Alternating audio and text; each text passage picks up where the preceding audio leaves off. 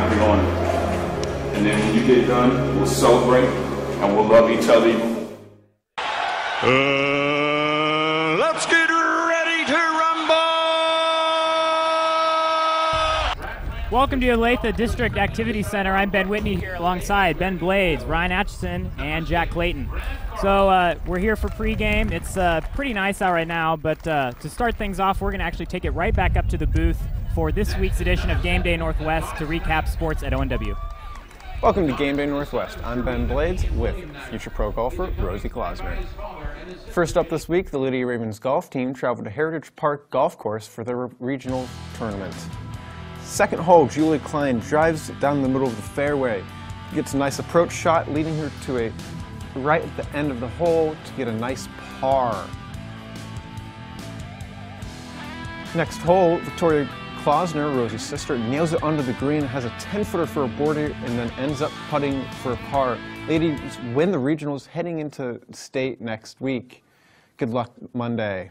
This past Monday, the annual Dig Pink volleyball match was held at Olathe South. The Ravens showed up in their pink to play Olathe East to support Breast Cancer Awareness Month. Monday night, Olathe South was the annual Dig Pink event to celebrate breast cancer survivors. The Ravens came out a little slow in their pink jerseys, dropping the first set to Olathe East, 25-22. In the second and third set, Taylor Cooper and Katie Parks picked up the slack, hitting successfully for the big kills throughout the night. Olathe East's energy would eventually fade as the Ravens pulled away in the last two sets for the win, with scores of 25-19 and 25-11. The Ravens play next tonight at U Valley West and Northwest and here at ONW. What a great way to start off October. Tuesday night, the boys soccer team played Shawnee Mission South, looking to continue their undefeated season and dominance over the Sunflower League, unlike the U.S. men's national team. First half, Ravens fly down the field, dominating on offense. Look at the great shot, and then Chase Klusman gets a header off the back of the head, gets the goal, and then Brandon Beard in the box during overtime gets the ball to go in for this game-winning goal to win the game against Shawnee Mission South. Way to go. Keep up the good work, boys. Last Saturday, gymnastics competed in the Sunflower League Championship. The Ravens gymnastics team sat together before the meet. Senior Sydney Weeks starts her routine with some sass, looking very good as she does a strug and finishes the leap. Next, freshman Hallie Robertson begins her routine confidently. She does a stellar pose and finishes the landing. Finally, Brooke Elam starts on vault with determination. She runs quickly to the vault and sticks the landing. Sydney Weeks, Brooke Elam, and Hallie Robertson finished as the top three gymnasts from ONW and were selected to compete at Shawnee Mission South. Weeks placed second last night in the all-around. Next up is state on October 21st. Last Thursday night, the Ravens football team hosted the Lawrence Free State Firebirds on senior night. Raven Nation in full force with their pink out with the opening kickoff. Unfortunately, the Firebirds controlled the first half. Finally, in the fourth quarter, quarterback Braden Cook gets the offense going with a huge run, taking the ball into the red zone. And then finally, Drew Dumas punches his way through the middle, giving the push right to the goal line. Next play, Braden Cook gets a dive on the run to get a 2-yard run. Then Cole Manning gets his first ever touchdown reception of 25 yards or more, and unfortunately the Ravens lost 42-14. See us tonight on the broadcast on TV 25 and ONW's YouTube page so we can see this and hear me live with Ben Whitney and Ryan Atchison. That's all for sports this week. For Game Day Northwest, this has been Rosie Klosner and Ben Blades. Now back to the desk. Welcome back to pregame here at the Olathe District Activity Center. I'm Ben Whitney alongside Ben Blades, Ryan Atchison, and Jack Clayton. We're going to take it back up to the booth for a recap of last week's game. They played Lawrence Free State and Olathe Northwest. Unfortunately, lost 42-14, so let's take a look. It's Thursday night. The Olathe Northwest Ravens squared off against the Lawrence Free State Firebirds for senior night at the College Boulevard Activity Center.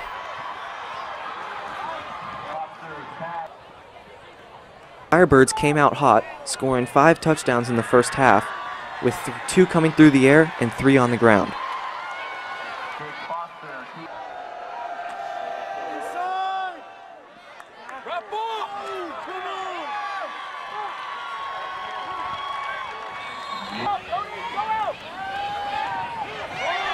Towards the end of the third quarter, the Ravens would finally make a stand, stopping the Free State offense.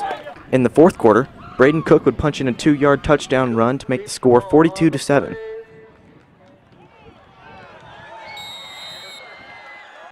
With the minutes winding down, Cook would again hit Cole Manning for a 40-yard pass to make the score 42-14. Time would run down and the Ravens would fall to the Free State Firebirds. So obviously not the way Olathe Northwest wanted that game to go. So Jack, tell us a little bit more and get a little more in depth on what happened in that game. Well, I think one of the biggest things that happened in Northwest was the Lawrence Free State offense really got out early. They got to the outside of the defensive line where Northwest's defensive strength really is. They got outside of that line, got to the sideline, and got up and down the field with ease, both in the run and pass game. And then the Northwest offense just couldn't get anything mounted. I think they were just a little bit too predictable with the run game with Andrew Dumas, and mixing in some play action pass or a few pitches to the outside could really change the nature of the game. Now, saying that, Lawrence Free State is also the #1 team in the state right now, so it was a very nice thing to see Northwest kind of pick it up towards the end of that game. Mm-hmm. It was good to see them pick it up because we actually scored twice in the second half of that game, which most teams never see happen against Lawrence Free State. Yeah, I agree, definitely, but Northwest was really hurting with injuries with John Bowman, Joe Hatfield, and Val Shreen all out in that game, and then really hurt the Ravens on offense as well. All right, so we'll take it to a quick commercial break. You're watching Raven football here on TV 25, and there's always something on.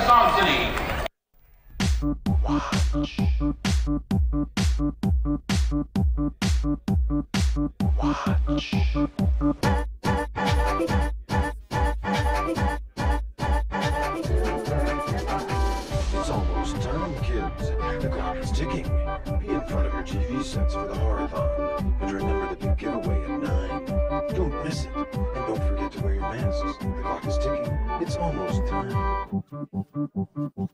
For over 30 years, Santa Fe Tow has been getting you back on the road fast. When you're stuck on the side of the road, you may not realize it, but you might not need a tow. When you call us at 913-712-9084, we know which one of our GPS dispatch trucks is closest. So a certified driver with the right truck is there to help you in a flash. We can even help you with your RV, boat, or motorcycle. So whether it's a jump start, fixing a flat, a little gasoline, or a tow to the shop of your choice, Santa Fe Tow is the one call that can do it all. Call us today at 913-712-9084. With more premium cable-like channels than any other station in the United States, we are locally owned. We are locally operated. We are free over the air. We are TV 25, where there's always... So with the regular season winding down, you take a little look at the standings right now in the Sunflower League and what the playoffs are going to look like this season. Yeah, it definitely looks like Lawrence Free State is locked in on that #1 spot.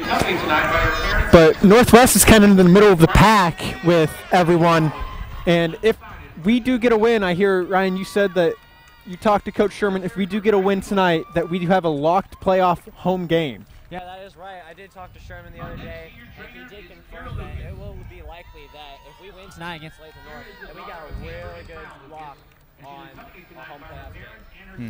So basically right now, the way I see it, with the rest of the Olathe schools, Northwest is sitting fairly good. I mean, although they picked up losses to Olathe South and they're playing Olathe North tonight, Olathe Northwest has a fairly good chance of being the top Olathe school in the city this year.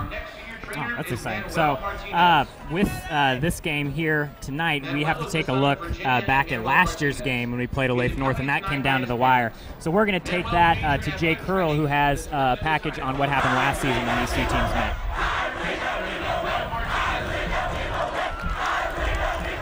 Yeah. Joe Hatfield out there. Joe's a big guy for us when it. Cropper's going to take the snap, roll back. He's looking left. He wants Joe Hatfield. Joe Hatfield's going to catch that ball. It's an Olathe Northwest touchdown. That was a very dangerous pass right there, but you would like to say with that touchdown right there, Easton Cropper got himself a tad bit more room right there.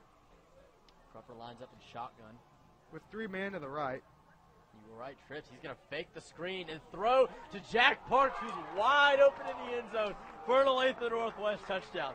Not a Charlie Fister pass type of trickery, but a nice trick. I don't even know if you call it a trick play, a little misdirection play that had Olathe North expecting a screen pass. That ball's going to be handed off to John Ye Boyd once again.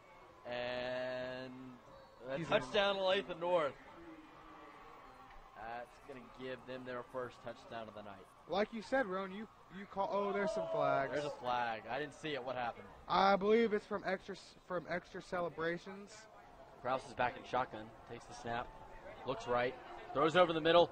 And that ball is caught by Olathe North.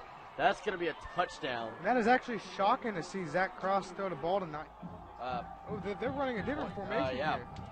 here. They didn't give the ball to Boyd. Oh, he's not going to get it. Olathe North got the stop. They're not going to. Olathe North's not going to get that first down. It's going to be Northwest ball. Kick.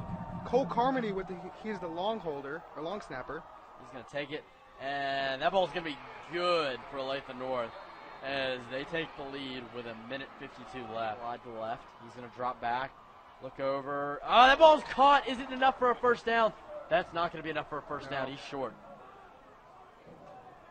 Oh, that's going to be first down for Olathe North. It's not looking good for Northwest.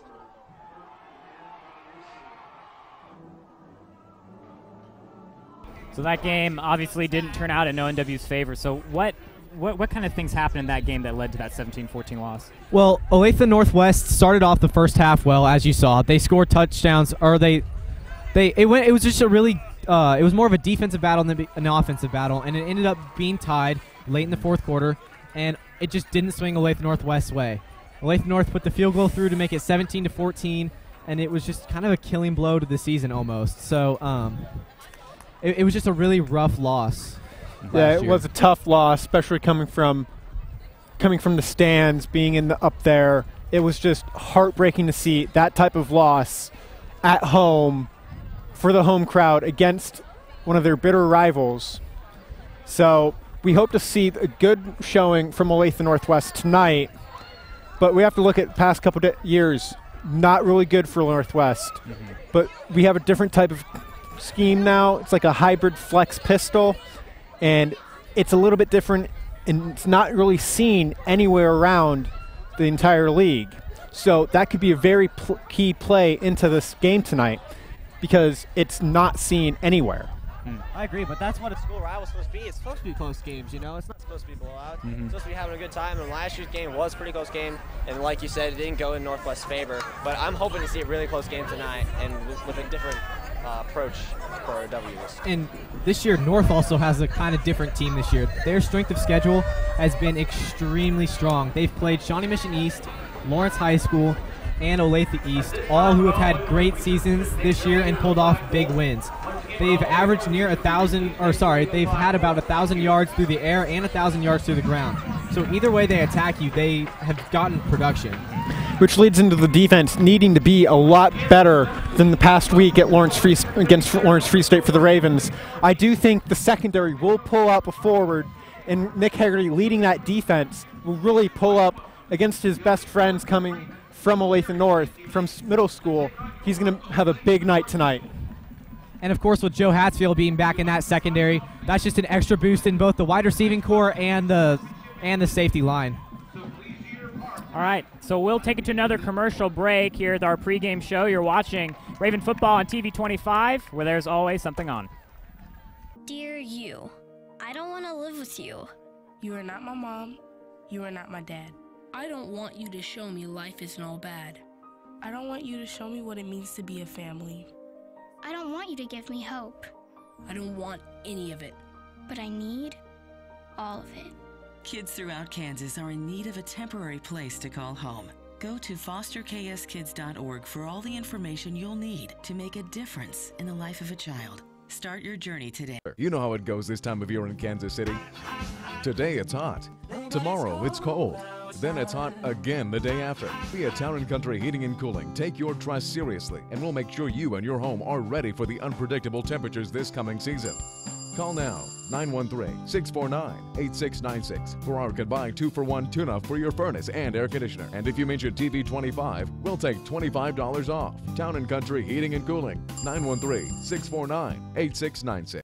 With more premium cable-like channels than any other station in the United States, we are locally owned. We are locally operated. We are free over the air. We are TV 25, where there's always something on. All right, so we're back here at our pregame show at the Olathe District Activity Center. We're going to jump in now to a story about some of the ONW football players that are seniors that are going to be heading off to college and into the world next year. So we will take it to Gabby Thomas and Will Vestal for that story.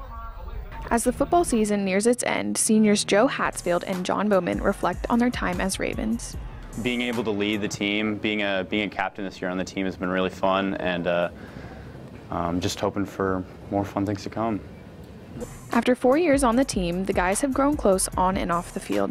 What I'm going to miss most about the team is just all the guys, because I know most of us are probably going to a few different colleges. But yeah, that's what I'll miss the most, and just hanging out with them. Growing close to a lot of the seniors and a lot of the juniors too. It's been fun, and I miss a lot of the coaches too. The highly anticipated senior night was last week, and Bowman hoped to make his parents proud on this special night. Senior night, looking forward to my parents watching the game. I know it's a big game for them because they're going to be walking out with me, so I'm going to try to put on a show for them. For Game Day Northwest, this has been Gabby Thomas and Will Vestal. You said you have a little experience with some of these players you had to play with freshman year, so talk a little bit about that. Yeah, it was a great experience coming in from freshman year for me. I gained a lot of friendships with these football players, especially Nick Haggerty, Joe Hatsfeld, Michael Marinakis. All of these players were such great kids, and they're so good at football. I could expect any of these players to go D1, any of these teams, because they're so good. They're just unbelievably better. They can get anywhere on the field, and they're so quick, and they can get the ball through the air and through the ground, and it will make everything a lot easier for them to win. Right. All right. So we've gotten to that point. Going to pick the winner for tonight's game. What do you guys think the score is going to be? I think Northwest is going to pull away with the win. I'm going to go with the same score I picked last week. I'm going to go 21-20 Olathe Northwest. I think it's going to be a little bit of a defensive battle, but I think Northwest is going to pull out on top with that edge over Olathe North. Honestly, I think it's going to go back and forth throughout the whole game. And if Northwest can score in the second and third quarter, which they've been struggling this year to do, I think they have a really good shot at getting a victory this year. I'm thinking they edge Olathe North 24-23 by a one-point game. Well, I might be the odd man out. I think Northwest is going to dominate this game from the very beginning. Straight from the kickoff, I'm going to think they're going to dominate and going to attack the ball no matter what. I'm going to say it's going to be a blowout victory for Olathe Northwest, 42-10. Man, all right. So what about MVPs? Who do you guys think is going to be MVP of this game? I think Drew Dumas is going to be the standout player. I mean, he has been in all the previous games, and I think he shows up again and being that main producer from the offense. So. Yeah, I agree. Drew Dumas has done a really good job coming in for us and running the ball for Northwest. He scored 6 touchdowns in 2 weeks in 1 point, and I think if he keeps it up tonight, he's got a really good shot, and he can make our Northwest team really good.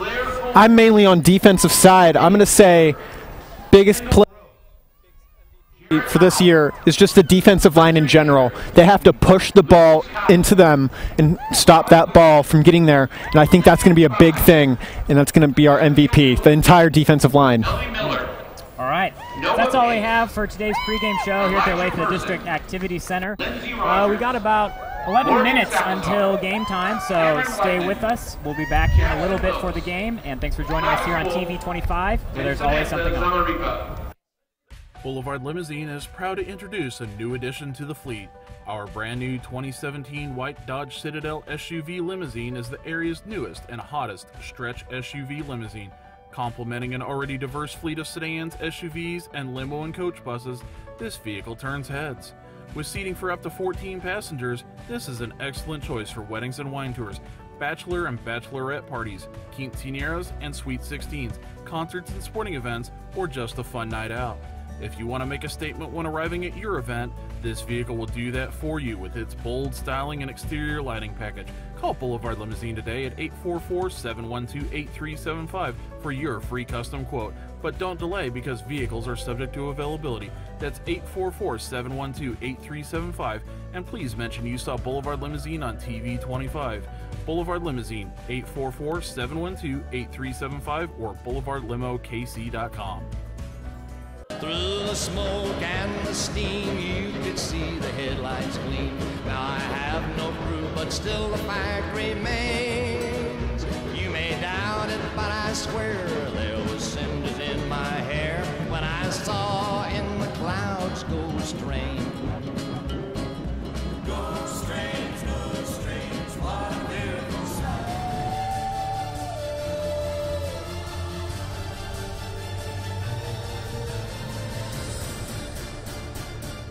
Welcome, my macabre minions, to the wrong side of the tracks. Here we are, among the trains of the West Bottoms to bring you the best in horror comedy from 1941. Don't forget, you can win tickets by playing trivia along with me, Ambrosia, online at tv25.tv. Tune in to TV 25.9 at 10 p.m. every Friday night in October for Macabre Cinema. With more premium cable-like channels than any other station in the United States, we are locally owned. We are locally operated. We are free over the air. We are TV 25, where there's always something on.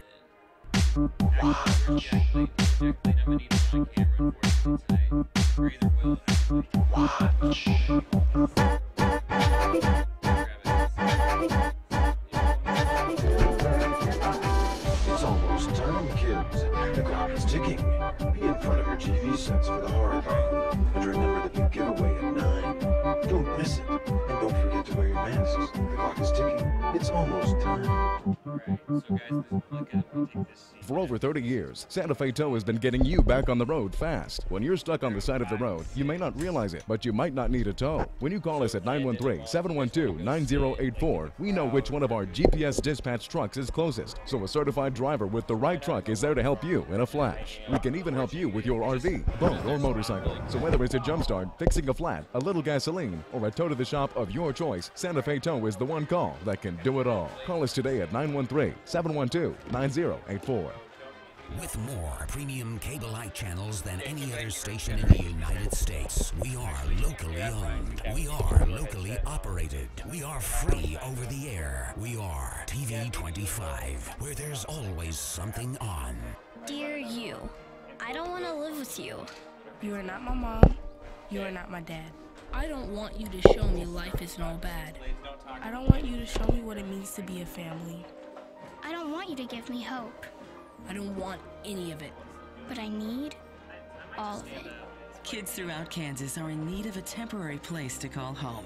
Go to fosterkskids.org for all the information you'll need to make a difference in the life of a child. Start your journey today. You know how it goes this time of year in Kansas City. Today it's hot. Tomorrow it's cold. Then it's hot again the day after. Be at Town & Country Heating and Cooling. Take your trust seriously, and we'll make sure you and your home are ready for the unpredictable temperatures this coming season. Call now, 913-649-8696 for our combined 2-for-1 tune-up for your furnace and air conditioner. And if you mention TV 25, we'll take $25 off. Town & Country Heating and Cooling, 913-649-8696. With more premium cable-like channels than any other station in the United States, we are locally owned. We are locally operated. We are free over the air. We are TV 25, where there's always something on. Boulevard Limousine is proud to introduce a new addition to the fleet. Our brand new 2017 white Dodge Citadel SUV limousine is the area's newest and hottest stretch SUV limousine.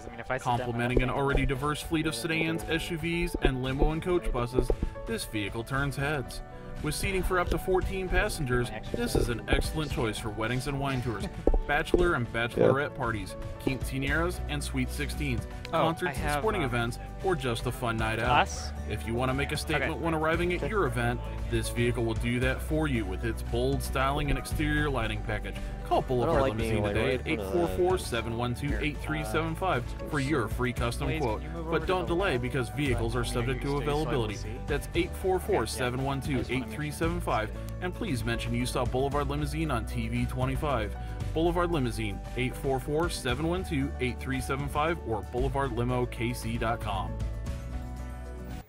Welcome to the Olathe District Activity Center. We're here for Raven football. They're playing here against Olathe North, and this is sure to be an exciting matchup. I'm here alongside Ryan Atchison and Ben Blades. So, guys, we talked a little before the game about what we were expecting in this matchup. So let's talk a little bit about that again and what we're going to expect between these two teams today.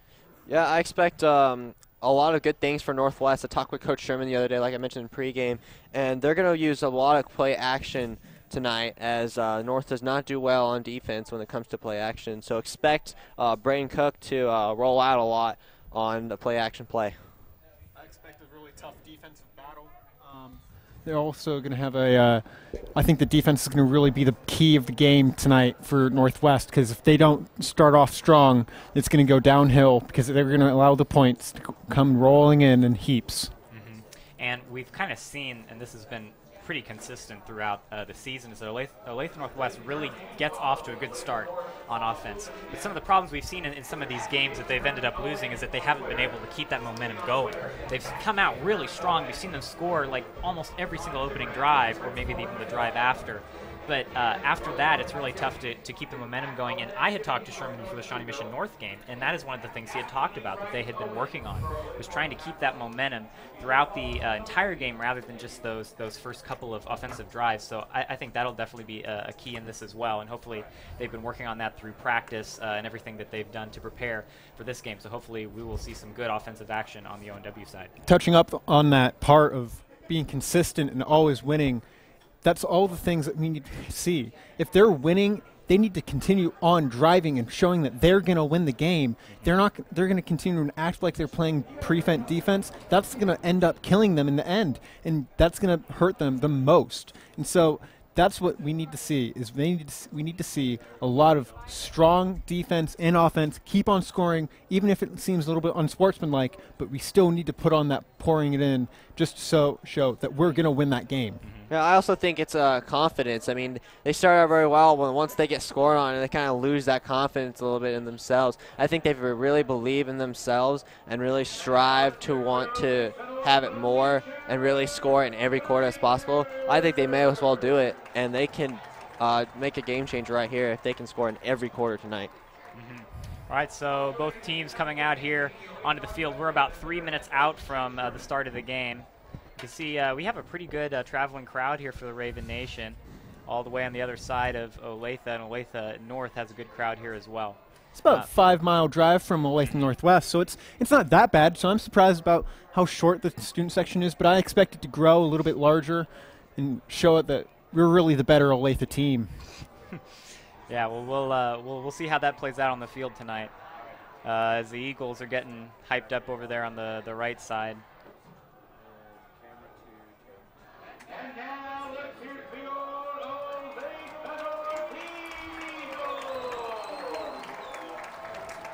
So I know Jack in pregame talked a little about the strength of schedule.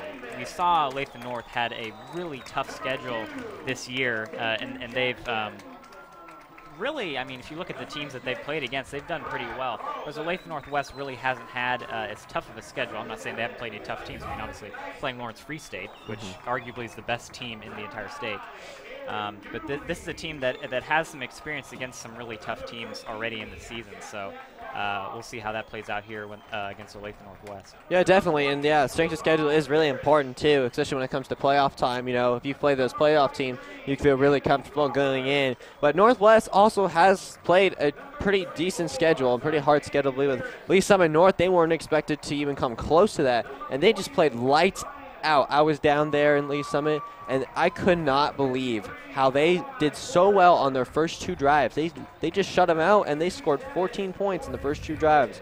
But again, it's the consistency and being able to score in all quarters and really keep that momentum going, and that's really that's holding them back right now. I really do think since that game last week against Lawrence Free State and how they got burned so much, and they got their butts handed to by them, that was the light of the, I mean, they just lit up. There's the light in the head and thinks they're going to win this game, because that's really going to fire them up, because they're going to be all mad and not ready, and they're going to be ready to play that Eagles, and the Eagles are not going to be ready for this fiery or even offense and defense. Yeah, well, we'll see how it's going to start out here. We're about 30 seconds away from game time. As, yeah, it looks like there's some more ONW fans coming out there on the other side, so hopefully we'll get a little larger of a crowd. I mean, this is still a pretty decent crowd for an away game, so good to see all these fans here supporting them. Clock's going to wind down. Pre-game festivities have just finally ended for Olathe North. It was their senior night, so that's what you've been hearing on in the background. But I would like to say I would just to touch off the seniors, I would like to thank every one of the seniors for our broadcasting team and bringing us off. Ryan, Ben, myself. We wouldn't do it without any of the background people. Nicole, Cooper, Jared, anyone in the broadcasting booth, in the systems. I really appreciate them, and I really would like to say thank you for giving us this opportunity, especially Mr. Cooper. Yeah, and it's been an honor to watch them through the couple years that we've been here. So have this game. Hopefully we'll get to broadcast a playoff game too. It'd be awesome if they got a home game. That would be great to have one over at Seaback with the home crowd. So we'll see how this game goes tonight. Yeah, definitely. And with the playoff games, and if they somehow find a way to not just score in every quarter, but also keep the North team out of the red zone, that's really what's gonna set them off, and North's gonna get struggling right there as they really do well in the red zone. And can Northwest defense step up and get to that point? And if they win against North, they have a really good shot against Shawnee Mission South, and the bracket will look really good on their side going into playoffs. Especially since they're playing that Shawnee Mission South team next week. That's a very weak team, like coming from off last year where they didn't have any players. Now it looks like the field goal in the coin toss got decided, and Olathe North will receive, and Olathe Northwest will be kicking off towards with the wind to their back. So that's a very good advantage for Olathe Northwest. It could be a touchback.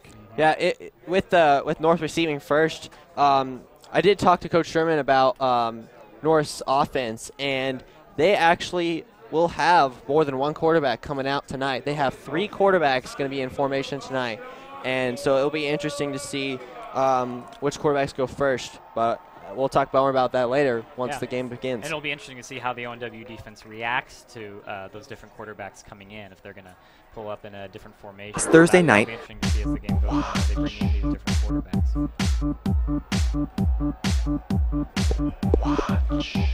It's going to be 45 minutes of non-stop football action. Just about to get started right now, guys. It's one of the greatest feelings ever for a student in a high school. Just before a football game. Set to kick it off from the 40-yard line. And we'll start this rivalry game, Olathe Northwest and ONW, and that'll be a touchback to start. It's good to see Val Shrinian back on the field, coming off of a very tough broken collarbone earlier on in the season. It's good to see him coming back and really showing them how tough he is. Yeah, the whole kicking situation's been up and down this year, with Val Shrinian going out early with a collarbone injury, and Connor Boyd coming in, and sophomore Jackson Roan also coming in on special plays. And with Val Shrinian back, it's really good for the Northwest team.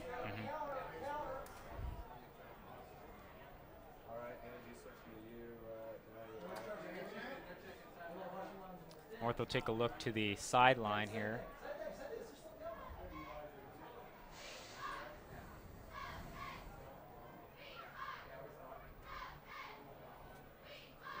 And quarterback will keep it.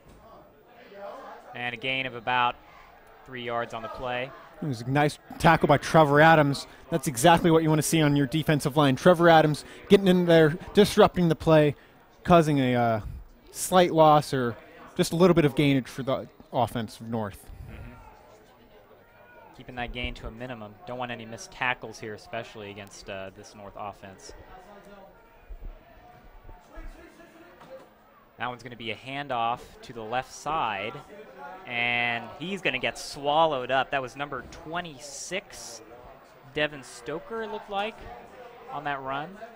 Yeah, it looks like they're starting out with one of their quarterbacks, number 20, Javon Parrish. And I got a scouting report on Javon Parrish. He's more of the guy who comes in and just in wildcat formation. He doesn't do much of the throwing part, so they have 2 other quarterbacks for that. But expect more running plays with Javon Parrish at the helm.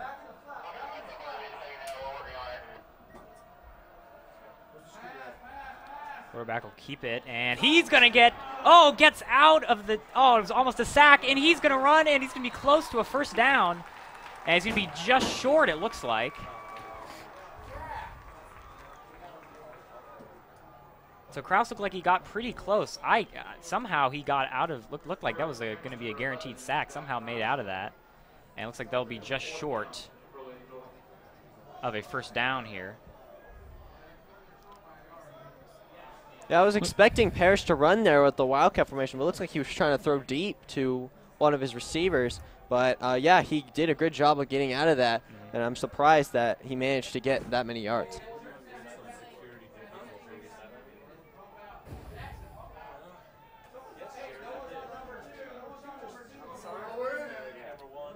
Oh, North is substituting in and out here.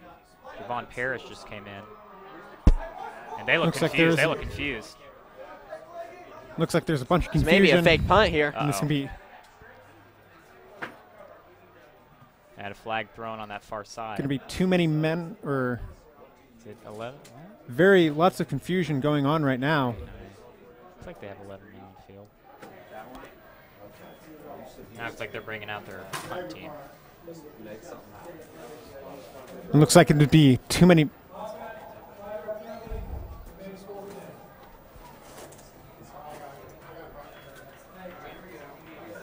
Now it would be, they could have tried to go for a fake punt or tried to go for it on 4th down, but that penalty definitely disrupted that drive and makes it force into a punt, actually. Oh, that is a really short punt. But it's going to take a nice roll over to about the 40-yard line, 39 and a half. So like that was going to be a short punt. But that is great field position for that Raven offense. Starting off 39-yard line on the Raven side, exactly what you're looking for. Getting it really close to that 50-yard line, it's going to get really good for that Raven offense. Yeah, very good stop on the Ravens defense for the first possession for North, and that's what you got to do all night. And now Northwest will have the ball on the 39-yard line. Let's see what they can do on their first drive here.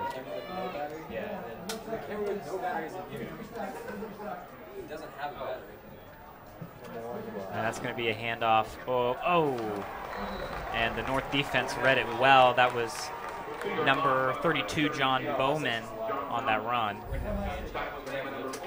I did too talk to Sherman about the running game also, and with John Bowman back from an ankle injury, they're now going to be splitting time a lot tonight. So Andrew Dumas has been getting a lot of carries lately, but with John Bowman in the backfield too, it's going to be a dual threat tonight. It's going to be toss-up from end to end. That injury front did mess with the Ravens offense this past week. I mean, last week as well, with Joe Hatzfeld coming out and John Bowman. It was not looking good for him, but both of them are on the team and on the field. So looks like we got a full, healthy Raven offense finally. That was Joe Hatzfeld on the reception there. That'll bring up 3rd and 7 for the Ravens. About 9:30 left here in the first quarter. A big down here for Olathe Northwest.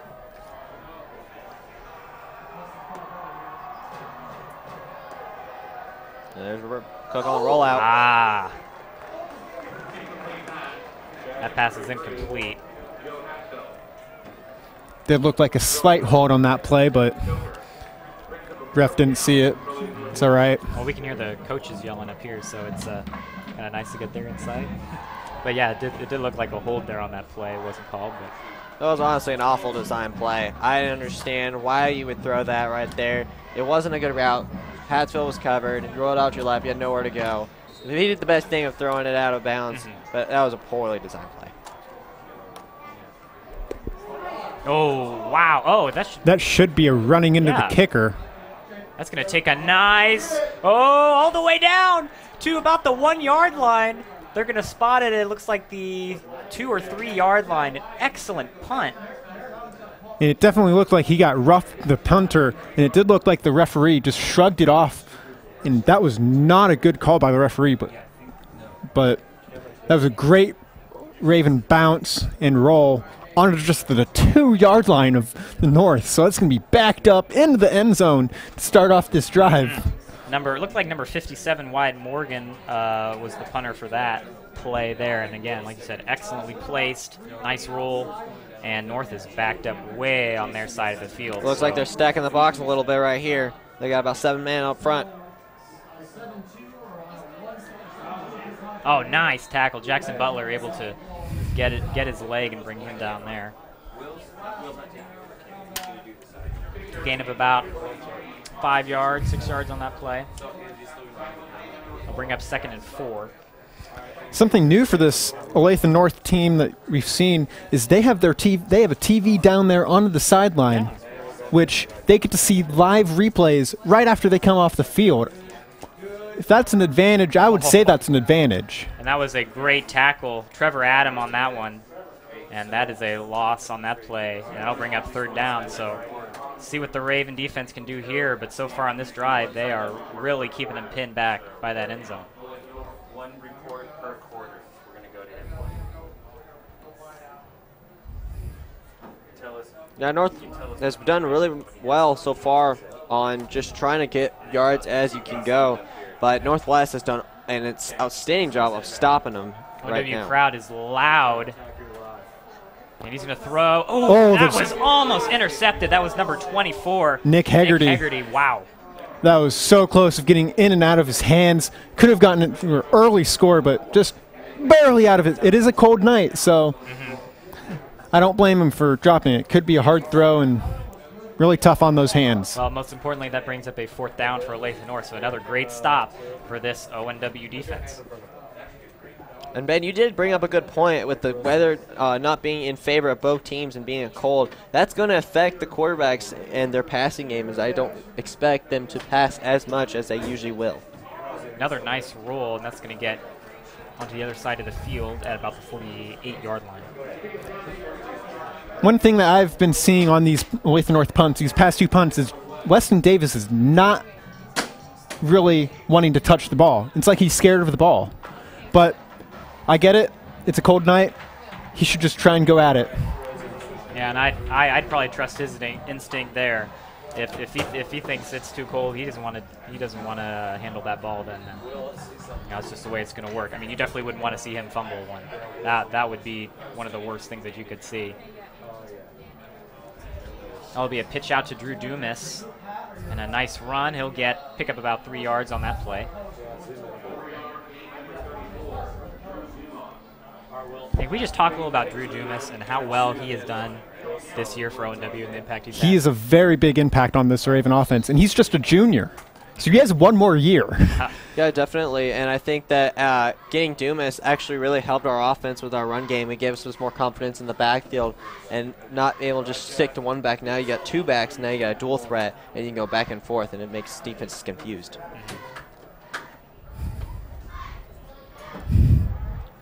Like another handoff to Drew Dumas, and those legs keep churning, and he's going to get a 1st down for Olathe Northwest. I would call him a bus. Just rumbling, tumbling, warm up the bus.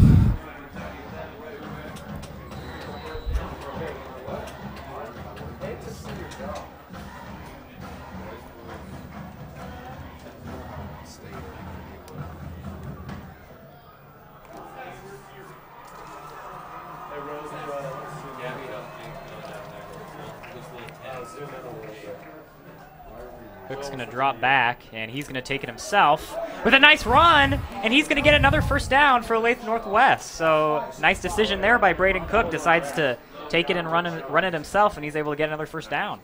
That is nice to see. A quarterback that can run as well as pass with another 3-set back if you want to add him into the mix. So it's kind of like a speed option, Oregon-style offense, West Coast offense. Yeah. The Ravens now down on the 30-yard line in Olathe North territory. 1st and 10, about 6 minutes left in the 1st quarter. Whoa. Wow, some trickery there. And a nice run. That was number 32, John Bowman. Looked like that play was going to be broken up, but really it turned out to be a good gain for the Ravens. Somehow Bowman has escaped that big pile, so able to get a nice gain there.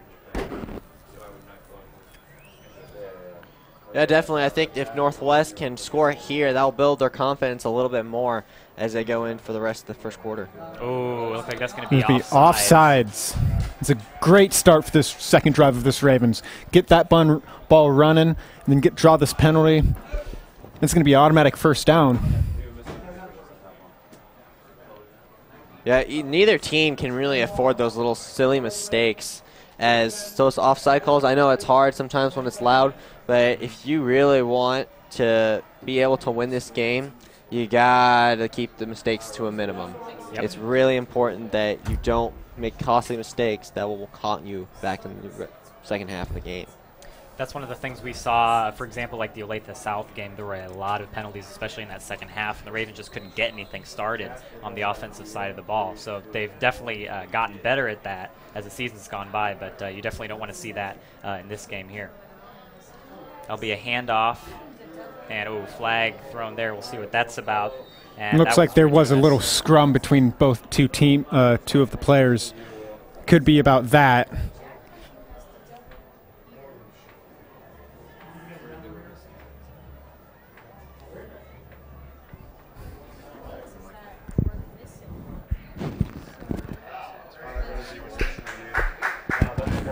Another penalty on Olathe North.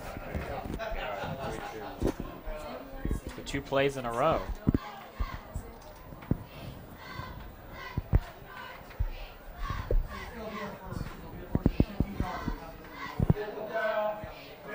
Ooh, face mask. Oh, half the distance to the goal, so the Ravens are going to get awfully close to that end zone. That needs to be that's a big focus on this time. Keisha is definitely ruling on that personal foul with getting the face mask, because it's all about the player's safety right now. With the big hits in the heads and with the area of that, just so it's a lot safer for the players. The Ravens are going to, sorry Blades. Ravens are going to line up on the 8-yard line.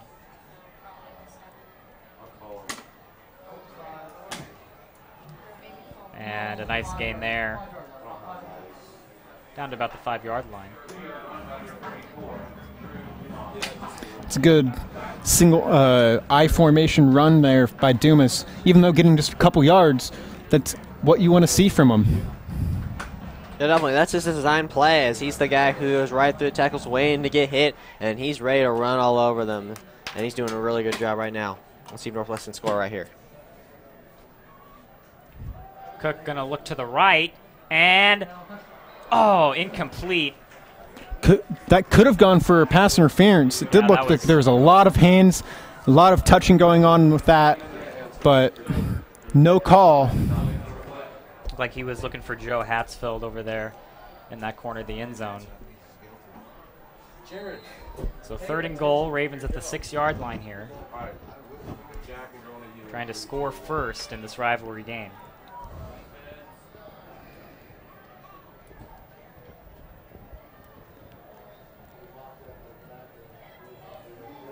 Be a pitch to Dumas. Oh, and he's going to get taken down. That is an excellent tackle by the Olathe North defense. That was number 6, Brad Carlson, on that tackle. And if he had got around that outside, he might have scored. So an excellent play there by Carlson. It looks like they'll bring out the field goal unit for Olathe Northwest.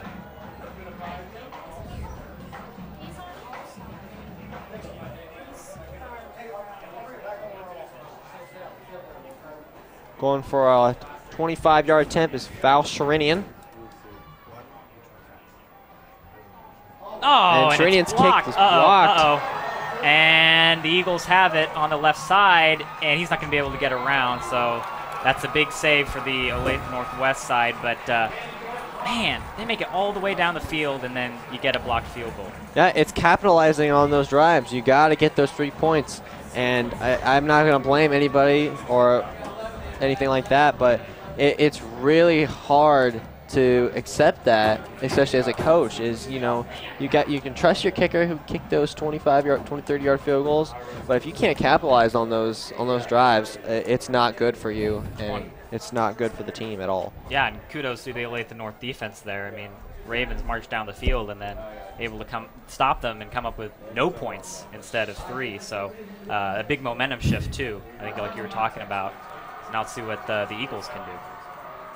Now it's a good blitz by Nick Haggerty, and gets that loss of downs for the Eagles. But Nick Haggerty, like I said during pregame, very big impact for this team. For sure, yeah. So the Eagles will lose a yard on that play, and it'll bring up 2nd and 11. Another handoff, this one to the right side. And, ooh, a big tackle there. Another nice stop by the Raven defense.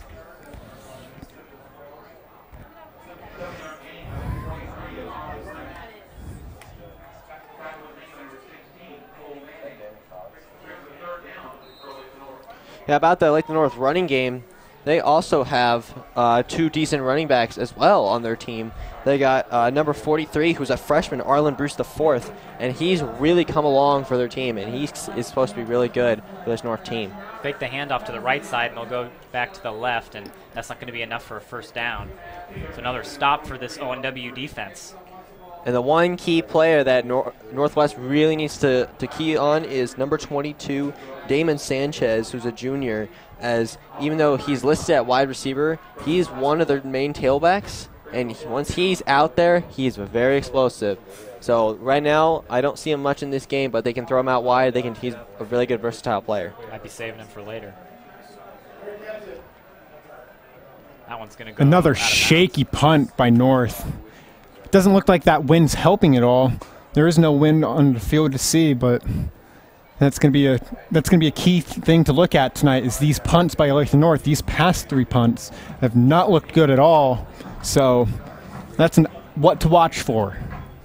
And then if you're that Ravens offense, if you're getting this good field position, you definitely want to capitalize on that. So let's see if they can do what they did similar to their last drive and get it down the field. Hopefully they don't get a blocked punt this time, but excellent field position on the Eagles side of the field at their 40-yard line. Looks like it'll be a duo right, or duo left, excuse me, on left side for the Ravens. Hand off to Dumas there, and he'll get about 4 yards.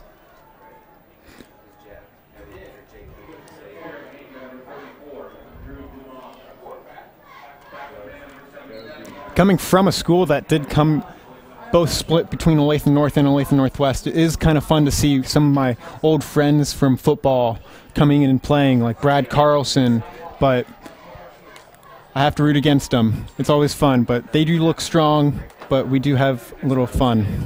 Yeah, I know for me, I know a lot of people that go to North too, so exciting to see this rivalry as Cook's going to keep it and get some couple more yards on that run, and it looks like it's going to bring up a 3rd and 4 situation for the Ravens.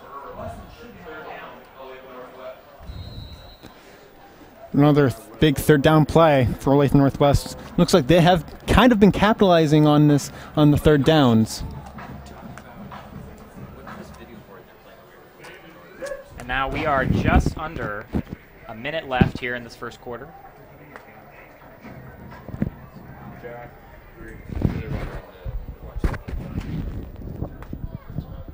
Oh, man. Cook's going to keep it, and he is going to get denied. That's number 23, Anthony Crawford, on that stop. Yeah, so once we go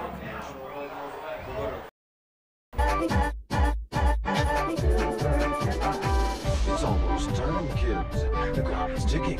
Be in front of your TV sets for the horathon. And remember the peeps, the clock is ticking. It's almost time.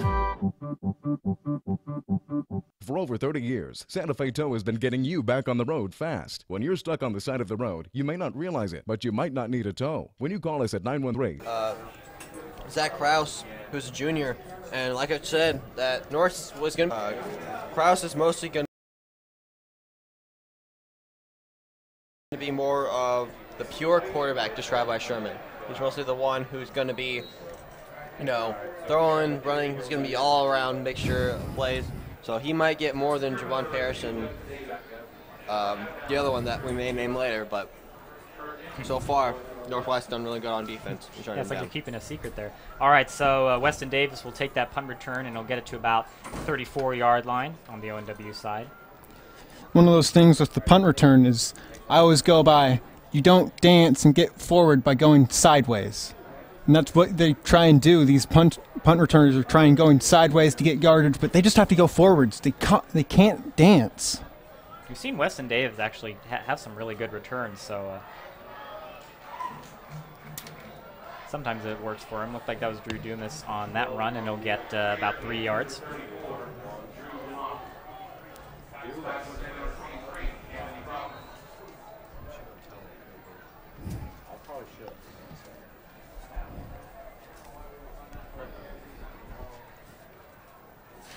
We talked about how this running game has really gone really well for ONW, as really they're trying to push that running game to the edge, because it seems like North can't get over there in time to get to the running backs on the edge. That's why they're getting 10+ yards gains.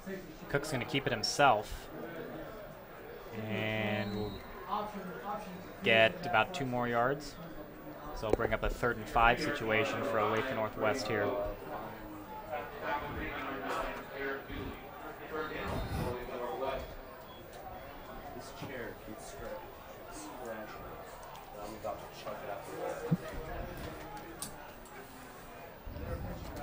All right, so big down here. Let's see what the Ravens can do. It's be an I formation now. Cook is going to pitch it off to Dumas. Oh, it's a fumble, and North is going to pick that one up. That is number 20, Javon Parrish. That's who you talked about, Ryan. Yeah, definitely. He also plays on both sides of the ball, too. Very good on the defensive backside, and he's a really good all-around player. Man.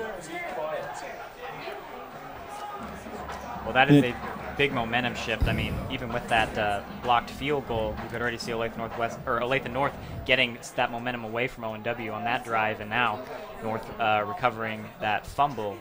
And now they have the gears turning on the ONW side of the field at the 39-yard line. This is the first time Olathe North has been on this side of the field, and this does not look good for the Northwest defense. Be a handoff right up the middle.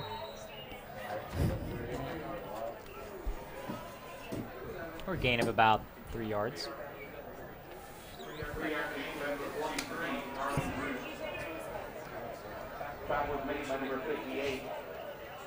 Jake Wolf. 2nd down, Olathe North.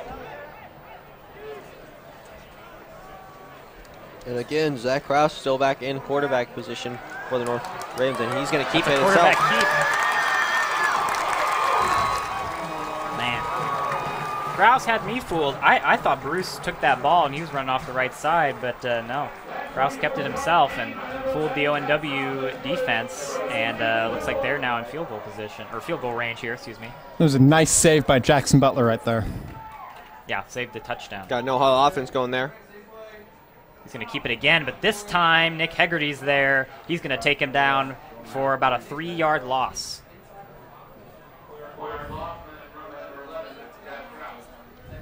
So the Ravens defense not backing down, even after giving up that play. 2nd and 14 now for Olathe North. Honestly, I'm really confused to what North is running here, as they're not doing what I've been predicting this whole game. I thought Parrish at quarterback would be running a lot. He's been throwing, and Krause would be throwing. Now he's running. So North's done a really good job of mixing up the plays a little bit, and I'm really surprised. That's the 3rd time Krause has kept it, and that time he got down to, looks like about the 7-yard line. Be 3rd and long now. And this is what Ravens have struggled on defense, is in the red zone, as they cannot prevent scores. That's Bruce on that run, and ooh, he's going to get taken back, but forward progress is going to mark him at about the 4-yard line, or 3-yard line, excuse me. It's actually going to be at the 5-yard line.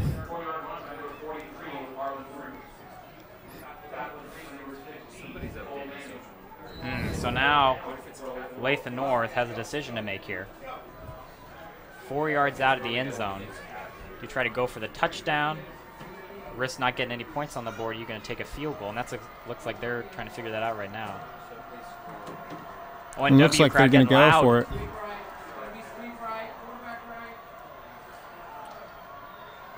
And They're going to get stopped. Oh, wait, no, that's a first down. Is it enough for a first down? It looks like it. It looks like it's a first down. Looked like the ONW defense was getting a little excited there, but yep, there you go. That's a first down. So we're able to keep him out of the end zone, but couldn't get him away from that first down marker. So Olathe North will get a new set of downs here at the 2-yard line. Yeah, this is a spot for the Ravens defense where it's not really the most ideal spot as they're being pushed back into their own end zone. And let's see if they can get a really good stop here and keep the momentum going for them.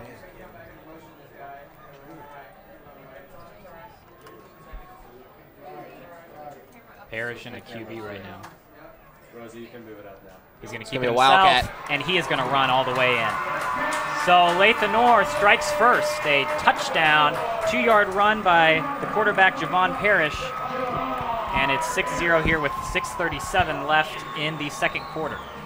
Coming off of a very tough fumble for Olathe Northwest. It's going to bite them. And I hope that puts a light in their butt and figure out how to come off and show fire. I knew once you said Javon Parrish, Ben, that it was going to run. I knew it right there, and yet he ran up straight up the middle for the touchdown. It was good run play design by Olathe North.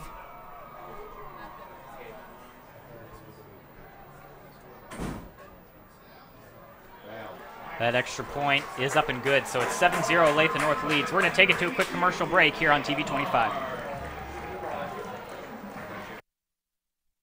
Dear you, I don't want to live with you. You are not my mom. You are not my dad. I don't want you to show me life isn't all bad. I don't want you to show me what it means to be a family. I don't want you to give me hope. I don't want any of it. But I need all of it. Kids throughout Kansas are in need of a temporary place to call home. Go to fosterkskids.org for all the information you'll need to make a difference in the life of a child. Start your journey today. Eagles strike first. They're up 7-0 here, 6:37 left in the second quarter as they get set up for the kickoff. That drive was capped off by a 2-yard run by Javon Parrish. Started with a fumble by Drew Dumas on a 3rd down run, and the Eagles able to capitalize on that turnover as they are the first to strike and have a 7-point lead. Yeah, definitely. That's what I'm talking about, is those mistakes that come off of points off turnovers. And that's something Northwest really can't afford in this game, especially with the high-powered offense from Olathe North. That kick's going to go back in the end zone for a touchback. Weston Davis on the side to handle that one.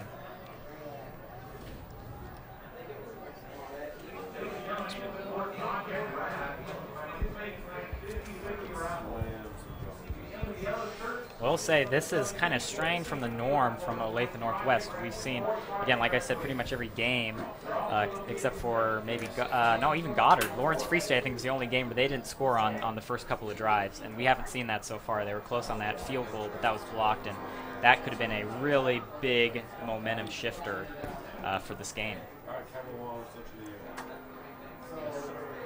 Let's see how they answer. Pitch it out to Dumas, and he's not going to get anywhere. Maybe 1 yard. North defense seems to figure out that they like to give it to Dumas. Yeah, that's something that the personnel from the offensive coordinator needs to do, is they need to kind of mix it up a little bit and kind of do it like they did split time with Bowman and Dumas, and getting those rollouts like I was talking about with Sherman was telling me the other day, and I think that will set off like the North defense a little bit. Oh, that might be a false start. We'll see what the call is. I saw a flinch on both sides, so we'll see what the call is. It looks like North is celebrating, so it will be a false start on Northwest. There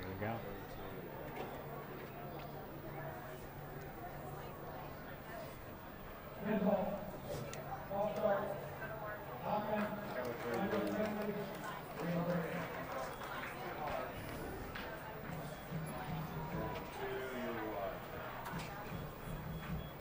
We'll make second and 14 for the Ravens on the 18-yard. On the 18-yard line.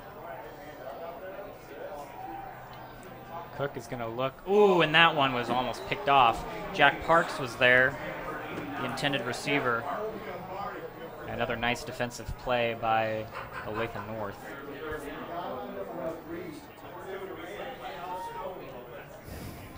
Third and 14 for ONW, backed up on their side of the field.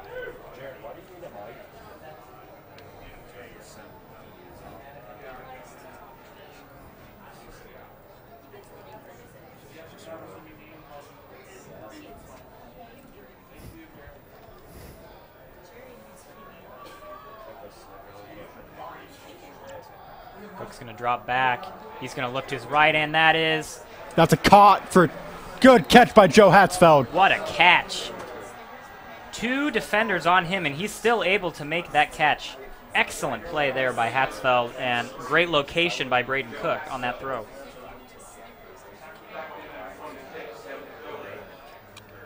That was a big gain of 30-plus yards right there. That was a great catch by Hatzfeld. Very athletic play. 2 guys on him. Goes up, gets it, brings it down, both feet in. So great throw by Cook. And that's what you need from Northwest is those chances with the risk of going downfield and being able to capitalize on those plays. And if you have those plays, then North is going to have to respect that throw. Almost definitely, yeah. I bet they're thinking, wow, how did he catch that? And that's crazy to think that, especially at that young age, he can go up and get it. All right, so the Ravens are going to move the chains, get out to the 46-yard line.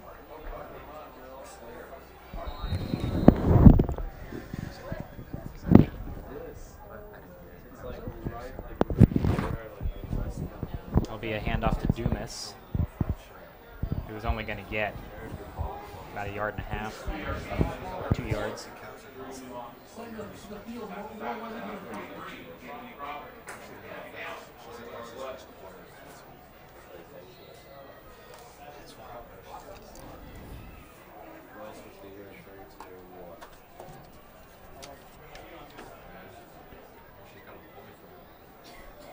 That ONW crowd is pretty decent size now. Like yeah, it's starting to get bigger a little bit. Yeah, I know. We got in a fight. Going to pitch it to Dumas on the left side, and he's going to escape 1 tackle. He's going to get close to a first down. Nice gain there. And again, very close to a first down there.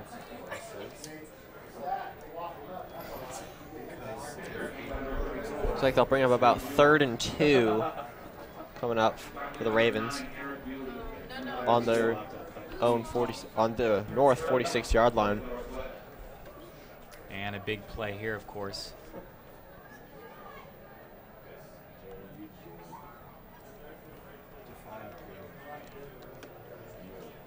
Big handoff to Dumas. Just ran right to him. He's going to go nowhere. And 4th down, a nice defensive effort by Olathe North. Yep, there's nothing Dumas can do right there. They kind of expected that run up the middle right there. North played it perfectly, and they just got to him.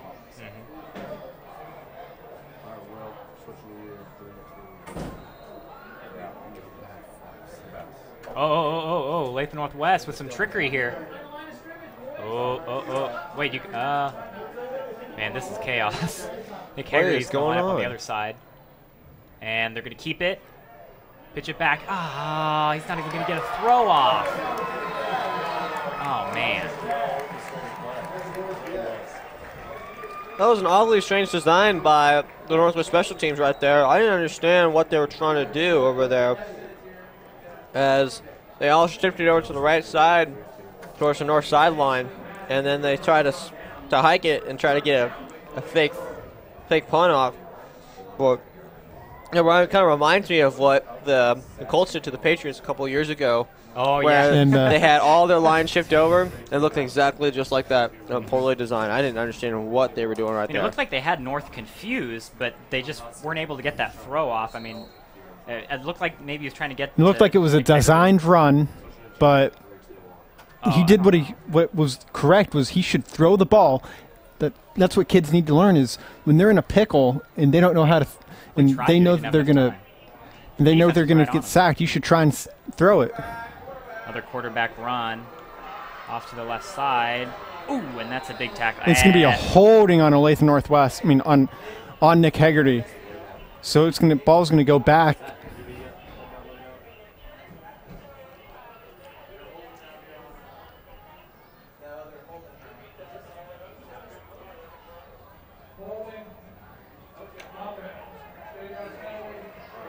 Lots of penalties already in this game for both sides here. Doesn't look like Olathe Northwest has been doing what they've normally seen is getting a lot of penalties, which is good for them, but it's just those turnovers that keep on biting them. I agree, definitely. And I mentioned that the only way they're going to win this game is keep those mistakes minimum. So far, they're not doing a good job of keeping those mistakes. It's already committed 2 turnovers right there in this first half. Kraus is going to take it to the left side again and pick up a pretty nice gain there about midfield.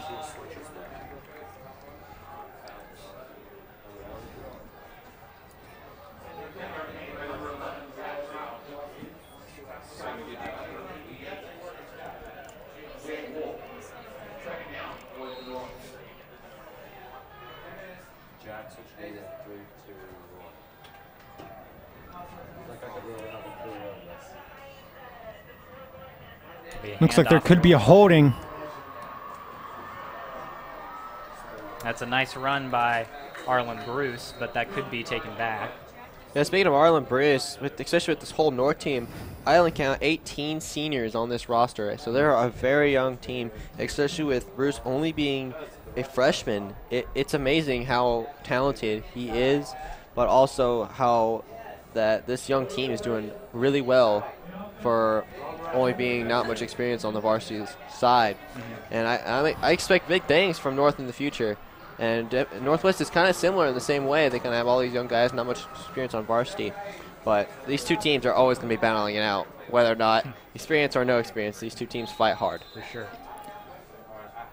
Another big penalty for Olathe North. And Kraus will take it again out to the 49-yard line. Bring up 3rd down. So 3rd and 8 now for Olathe North. Close to midfield. Big play here.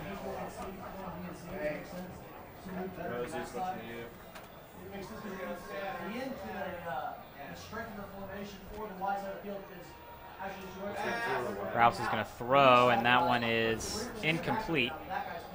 So 4th down.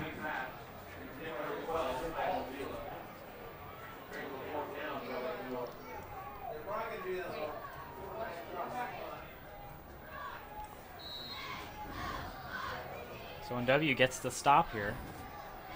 4th and 8. It looks like North may be going for it right here. Interesting play call here. This is gutsy. Oh, wait, let's see what he's going to do. He's going to drop back, punt it away, off to the right side. My goodness, another good bounce. They'll go inside the 10 right there. We've seen North punt it quite a few times, but they've had some really good punts. Saw ONW punt get down to 2-yard line. So, well, most people don't know about the punt. There's so many different types of punts you can see now. Thanks to the Baltimore Ravens punter in the NFL, he has created up to 36 different punts to have the defensive returner to look at it. And it could stop him like a knuckleball and make him fair catch it, or it could roll down the side of the 20 or stop on a dime. Hand off to Dumas again.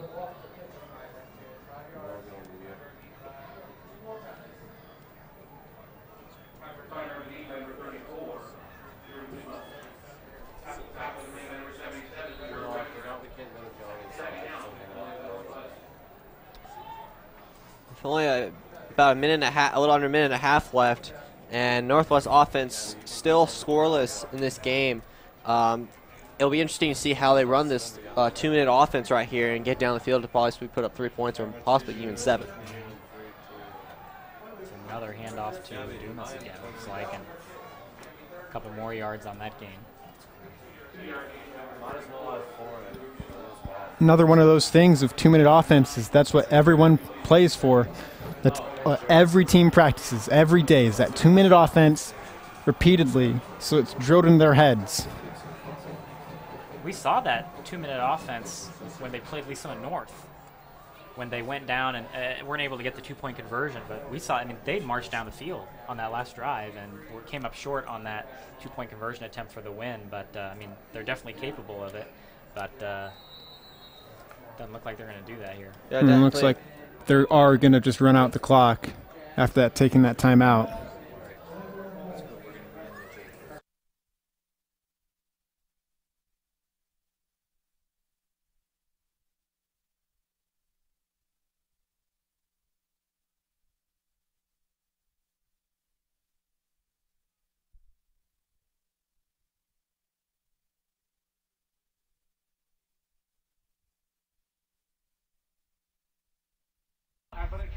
I'm Jay Curl. I'm back here at Olathe North versus Olathe Northwest at C-back today. Olathe North has had some amazing plays, some really pivotal plays in this game. They had a blocked field goal, which led them back down the field, as well as just scoring the touchdown right after that field goal. I mean, some big plays. Their energy is definitely have high energy tonight, and we'll see how Olathe Northwest stacks up against that tonight, and we'll see how the game rolls out. All right, thanks, Jake, for that. 3rd and 3 for ONW. Cook is going to keep it himself, roll around to that left side. He's got some room and couldn't quite get around that defender, but that's a nice gain. And 22.3 seconds now left in the half and a first down. Yeah, excellent run by Brandon Cook there. Found a hole right through that left sideline and just broke free and gained a really good chunk of yards right there. Clock runs. What is it? Looks like the Olathe North coaches aren't happy right now.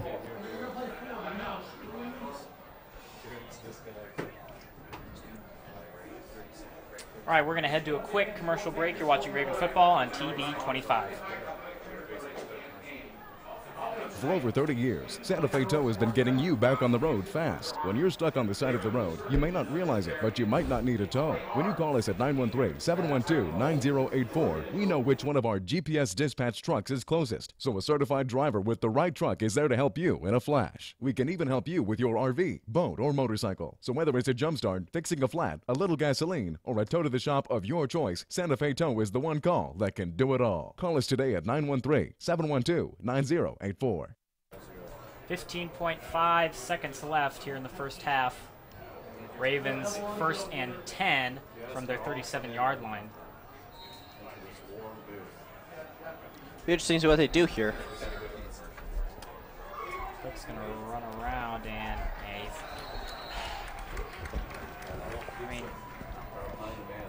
nice to see him throw that ball away. And Cook will run out of bounds. We're getting a 5-yard loss right there, as he had nowhere to go with that pass, and he was getting chased. And at least he could have done right there is throw it out of bounds. And we got 8 seconds left, and that's just due to that Olathe North defense. I mean, reading that play well. They were on top of him right away, and he had no one to throw to. It's going to be a handoff to Drew Dumas up the middle. Oh, he's going! He's going! And he's not going to be able to... time is going to expire. He couldn't get out of that Olathe North defense. And that's going to be halftime. We're going to take it to a commercial break here. You're watching TV 25.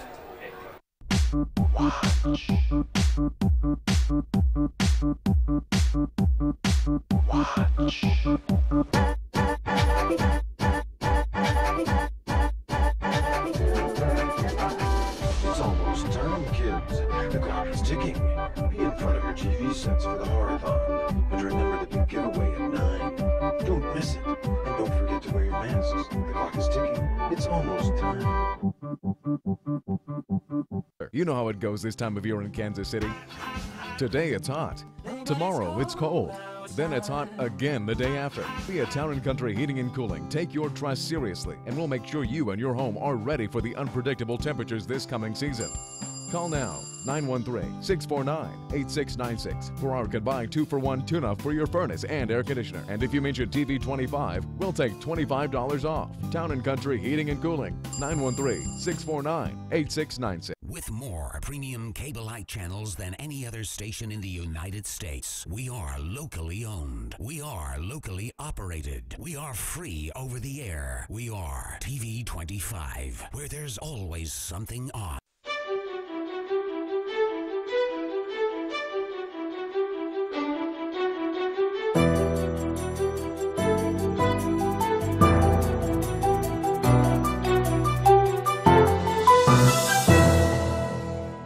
Good afternoon, Ravens, and welcome to this week's edition of ONW Now. I'm Adam Cook. And I'm Gabby Thomas. On today's episode, we'll give you a look at world news, the Jared Coons run, and a highly anticipated Word from the Halls. On Saturday, October 7th, the 19th annual Jared Coons Memorial Pumpkin Run was held in honor of Jared Coons. He was 10 years old when he passed away on October 5th of 1999. He passed away after a courageous 8-year battle with leukemia. In the 18 previous years, this event has been held. Over $700,000 have been raised and donated to several local organizations. Thank you to the over 3,500 people who came out and participated in this special event. Last weekend, Johnson County Community College had their annual Japanese festival. Hundreds of people gathered to celebrate Japan's culture. All around the campus, there were various activities to do, such as sumo wrestling, games, and dancing. There were many vendors who sold a variety of Japanese products, from food, candy, books, art, and much more. The Japanese Fest offered a place for people who love Japanese culture to gather and celebrate with people who shared their passion. I'm here just to cosplay, one, and two, just hang out with people who are interested in the same stuff as I am. Like, we have anime and different Japanese culture things, I guess. Now let's send it to Game Day Northwest to catch up on this past week's sports. Welcome to Game Day Northwest. I'm Ben Blades with future pro golfer Rosie Klausner. First up this week, the Lydia Ravens golf team traveled to Heritage Park Golf Course for their regional tournament.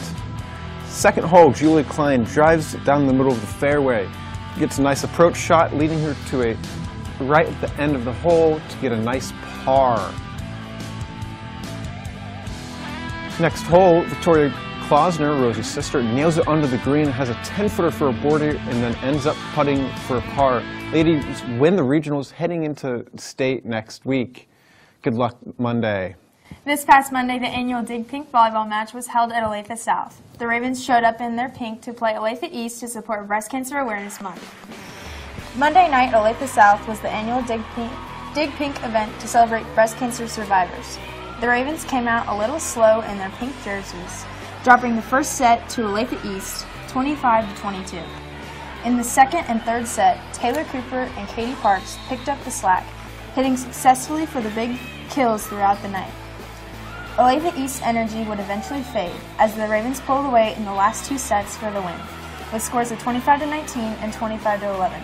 The Ravens play next tonight at View Valley West and Northwest and here at ONW. What a great way to start off October.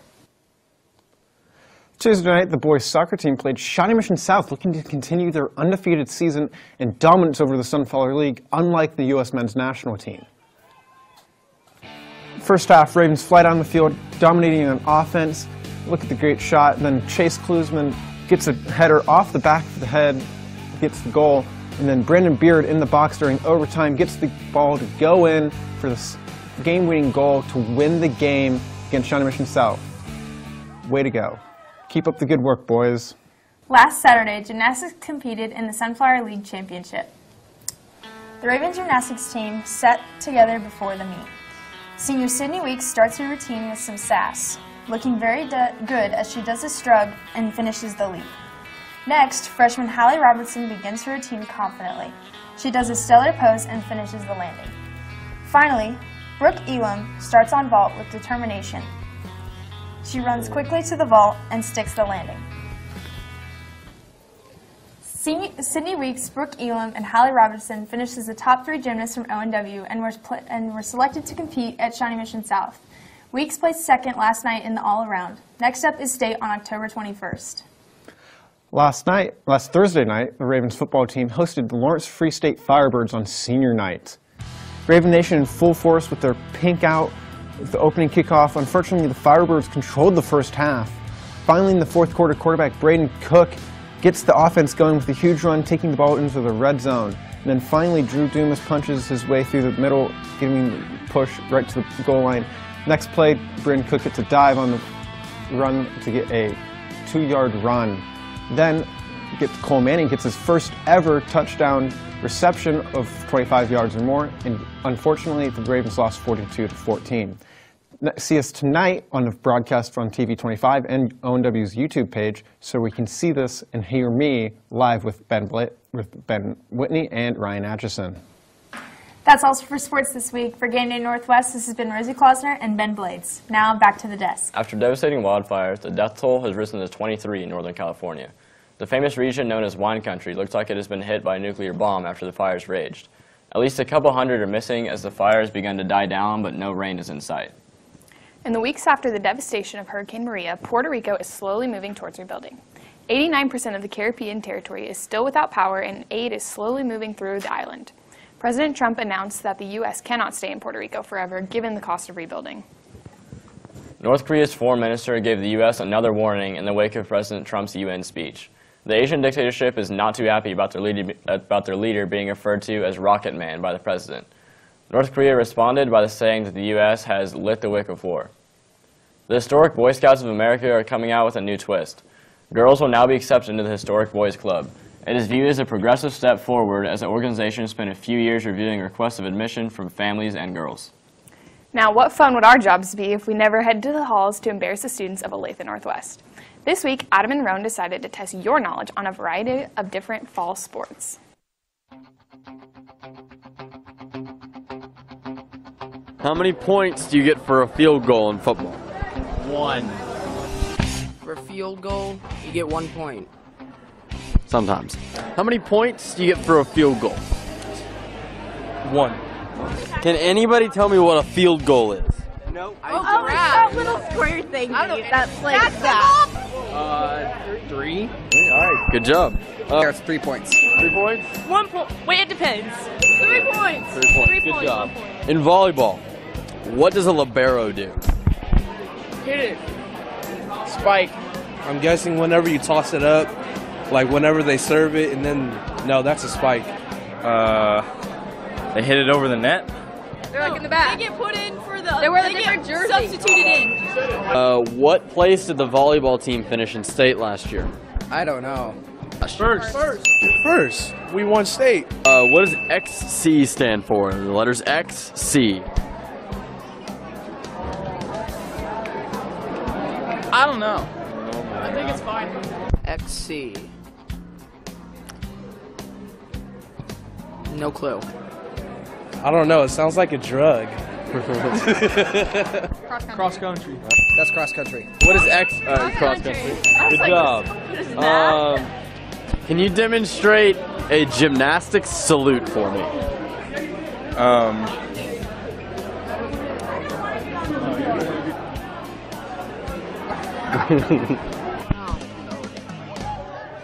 No. Good job.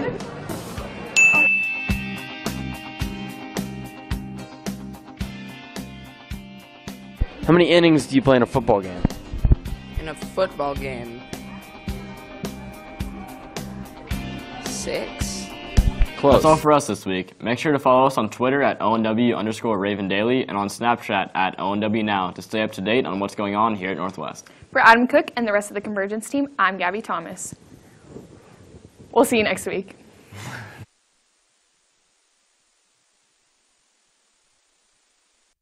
It's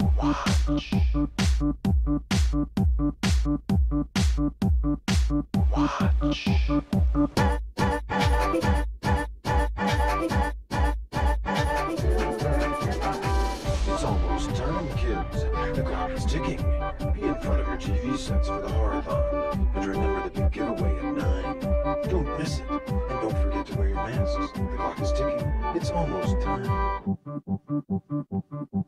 For over 30 years, Santa Fe Tow has been getting you back on the road fast. When you're stuck on the side of the road, you may not realize it, but you might not need a tow. When you call us at 913-712-9084, we know which one of our GPS dispatch trucks is closest, so a certified driver with the right truck is there to help you in a flash. We can even help you with your RV, boat, or motorcycle. So whether it's a jump start, fixing a flat, a little gasoline, or a tow to the shop of your choice, Santa Fe Tow is the one call that can do it all. Call us today at 913-712-9084. With Boulevard Limousine is proud to introduce a new addition to the fleet. Our brand new 2017 white Dodge Citadel SUV limousine is the area's newest and hottest stretch SUV limousine. Complementing an already diverse fleet of sedans, SUVs, and limo and coach buses, this vehicle turns heads. With seating for up to 14 passengers, this is an excellent choice for weddings and wine tours, bachelor and bachelorette parties, quinceañeras and sweet 16s, concerts and sporting events, or just a fun night out. If you want to make a statement when arriving at your event, this vehicle will do that for you with its bold styling and exterior lighting package. Call Boulevard Limousine today at 844-712-8375 for your free custom quote. But don't delay because vehicles are subject to availability. That's 844-712-8375, and please mention you saw Boulevard Limousine on TV 25.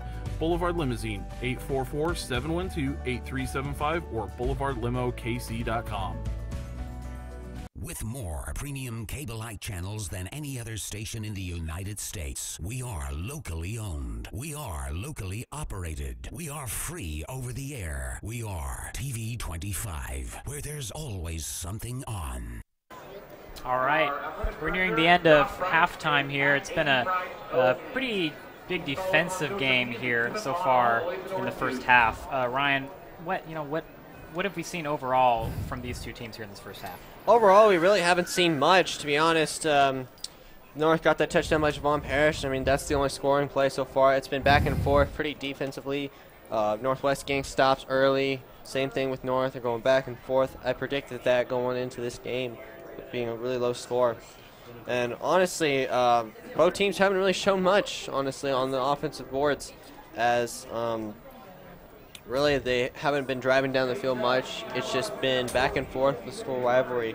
I hope to expect bigger things from Northwest and starting to have Dumas break a couple, keep giving the ball, and hopefully he'll break one. Yeah, but it also seemed like that, they gave the ball to Dumas quite a bit, and kind of seemed like, especially toward the end of that half, North was started to just expect it, that they were going to hand it off to Dumas. Yeah, I definitely agree that Dumas was getting a whole bunch of carries towards the end, and John Bowen was not getting much at all. And I did talk to Sherman about being 50-50, but so far in this game has not been that way. But I hope that John Bowen may get more carries in the second half, and maybe that he could surprise that North defense. Excuse you, please.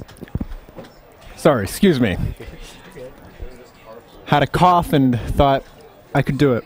But I'm expecting more fiery defense than for Northwest. I think they really want to get that ball down against that North defense, against that North offense, so they can drive it. I do not expect a U.S. men's national team to happen and them lose on a devastating event, but I do expect them to win. Yeah, definitely, too. I've been noticing, too, that Northwest has done really well containing number 22, Damon Sanchez, is that he is going to be mostly their X factor in this game, and he hasn't really shown much at all in this game, as mostly it's been Zach Krause and Javon Parrish at the helm, just using quarterback runs and doing wildcat formations. So I expect Sanchez to get a whole bunch more carries in the second half, and maybe keeping Northwest on their toes a little bit more.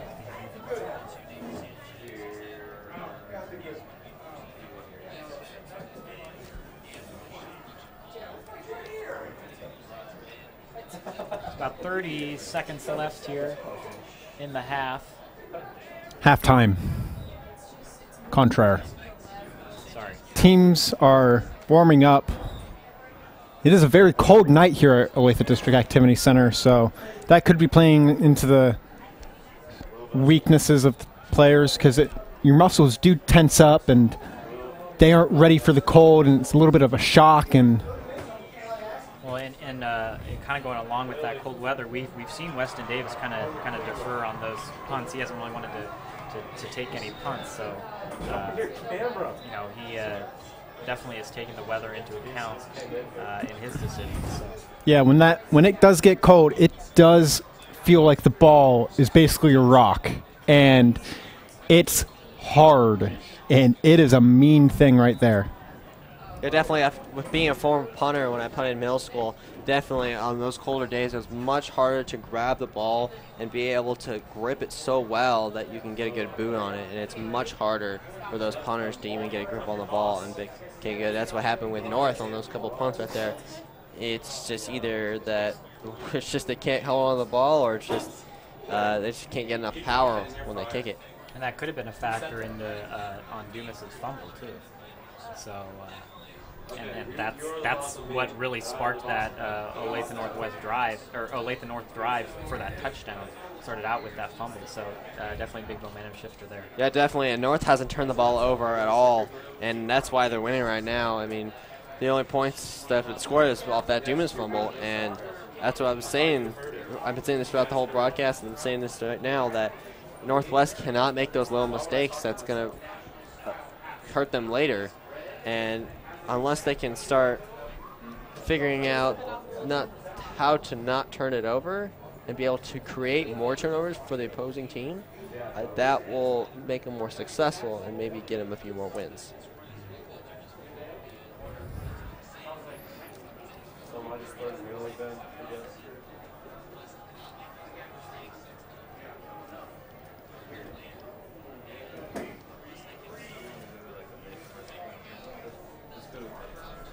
So we got about a minute left here during halftime, so we're going to take it to a quick commercial break here on TV 25.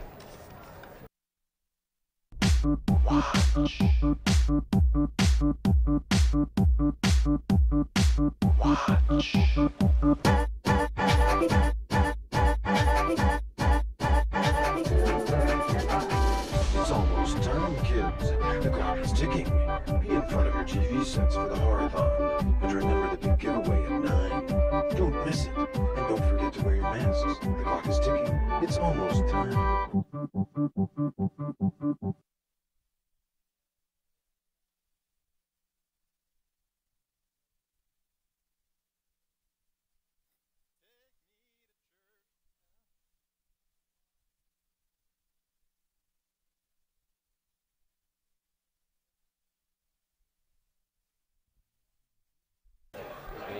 He's one of the captains on the football team.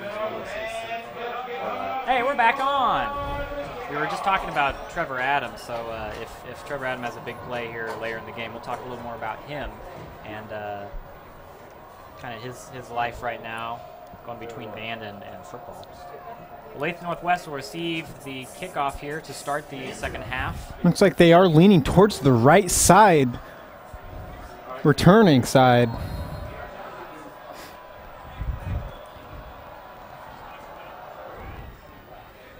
And here we go, start of the second half.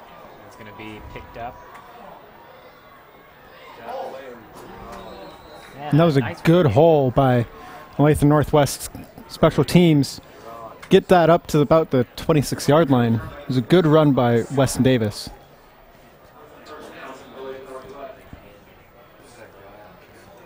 Agreed. Now I'm really curious to see what Northwest will come out on this drive. But I'm hoping they come out with different plays instead of the running. I haven't seen much play action, as what Sherman was telling me. So I like to see that more from Braden Cook.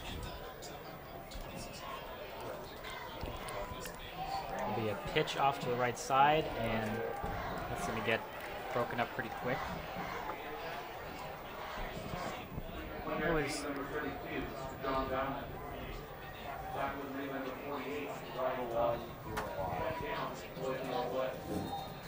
It's a gain of just about a yard, so they'll bring up 2nd and 9 for ONW. Sounds like Rosie. I keep wanting to think it's Rosie, but then I'm like, no, that has to be together. Camera 2, you're on.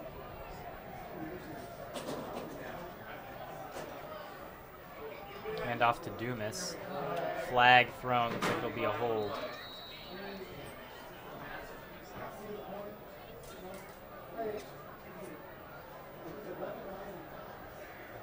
Yeah. Oh yeah. Camera 1. Good. You're alive. Yeah. Jack is literally doing absolutely nothing. Yeah. Do something special, man. Do something special. Oh, a face mask on. Ah, okay. So offsetting penalties. There was a face mask on Olathe North, and then that hold on ONW. So those will offset. All right, Will, you are cut. Camera 2, you're live. Actually, camera 1, you're live.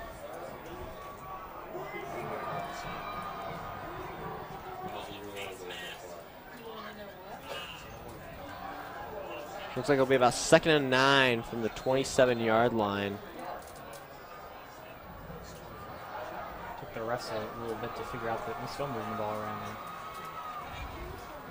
Looks like they're going to just replay 2nd down right there. Slow pan out, all right, Jack? Go. Pan out. Okay, you're not doing it. Camera 2. Handoff to Dumas again. Oh my God. Yeah. Couple of yards.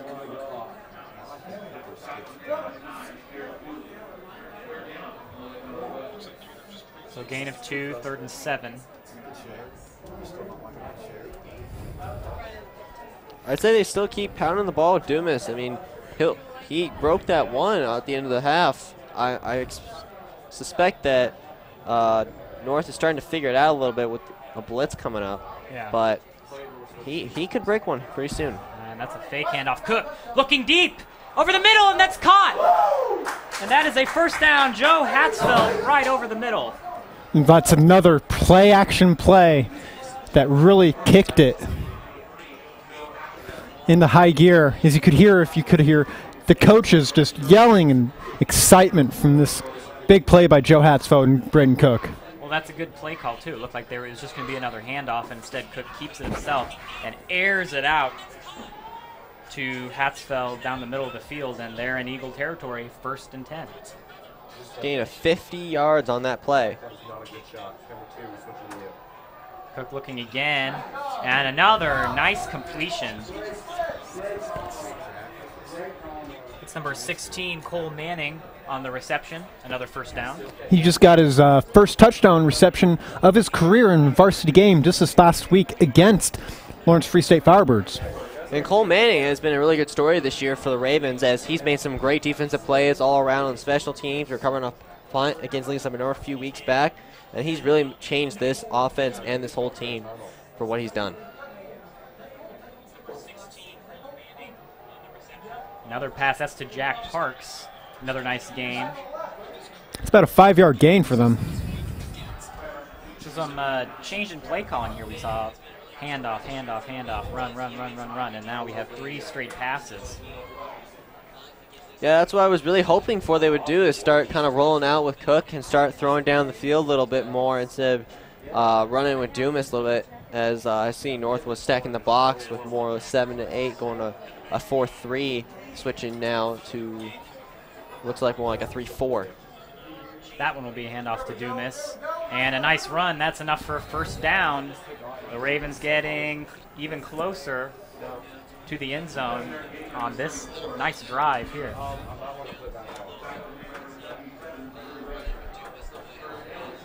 This is exactly what I wanted to see from this Olathe Northwest offense coming out of the second half, is how they will return after being down at the second half.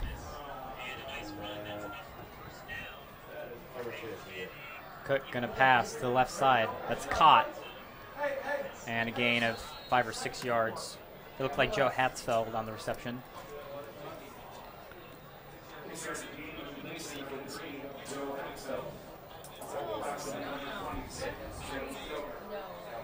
That chemistry with Cook and Hatzfeld is unbelievable, as Hatzfeld seems to know where Cook wants the ball, and Cook gets it to him in the right exact moment, and they've really formed a really good connection with this passing game that they're throwing right now. 2nd and 5 now for the Ravens. Cook's going to keep it himself, and it'll be close to a first down. He's about a yard short, so he'll bring up a 3rd and 1. Now this is the crucial moment that the Ravens really need to capitalize here. Is they're down in the red zone inside the 10-yard line. Can they find a way to match this touchdown that North had earlier and be able to put 6, and if not 7 up on the board? Cook's going to keep it. Oh, did he get enough? That's going to be close. It's not going to be enough for a first down. Yeah, it depends on where they spot it. We'll have to see. That's going to be really close. That's really close. I don't know if the far end of that football is going to make it to that first down or not. Nope. 4th down. At this point, I feel like you need to go for it right here. All right, well, there's a timeout. We're going to take it to a commercial break here on TV 25. For over 30 years, Santa Fe Tow has been getting you back on the road fast. When you're stuck on the side of the road, you may not realize it, but you might not need a tow. When you call us at 913-712-9084, we know which one of our GPS dispatch trucks is closest. So a certified driver with the right truck is there to help you in a flash. We can even help you with your RV, boat, or motorcycle. So whether it's a jump start, fixing a flat, a little gasoline, or a tow to the shop of your choice, Santa Fe Tow is the one call that can do it all. Call us today at 913-712-9084. Ravens in an interesting spot here. It's 4th and 1 on the Eagle 5-yard line. So it's time for a tough decision here for ONW. A lot at stake on this play.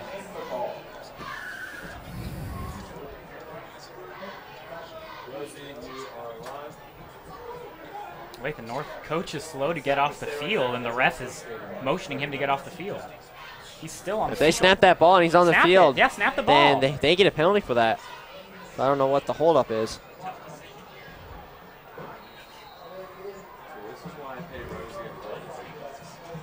They should have snapped that ball. Ravens seem a little confused on how they want to set up right here. Or maybe this is their idea of confusing. Touch and it looks like they're going to get that first down. Wow. Excellent play call there. And that'll be just enough for a first down. And the Ravens are going to have a new set of downs within the Eagle 5-yard line. Yeah, definitely. And Andrew Dumas does very well right here in the spot where he can pound the ball inside and get that touchdown. He's had 6 touchdowns in 2 weeks before, and he's almost, if not at double digits right now. They're going to measure it. It's that close. If they don't get it, it did look like he should have gotten that first down. If not, it's going to be close. Oh, my goodness. Did they not get it? No. It really looked like Cook had that first down. It really did. It looked like it was about a few inches short, and North will take over on downs on their own 5-yard line. So if this is the deciding factor, we know who the referees are rooting for in this game. I mean, we can't say that for sure. I mean, it was close to start, but I mean, from up here, it really looked like he had that first down. I mean, easy.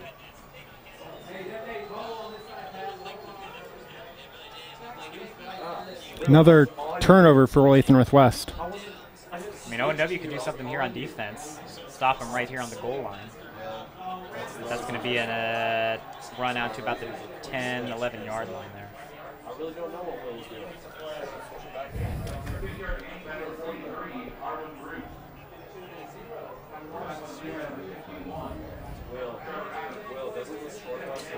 Hey, it looked like Trevor Adam made that. And Trevor Adam did make that play right there.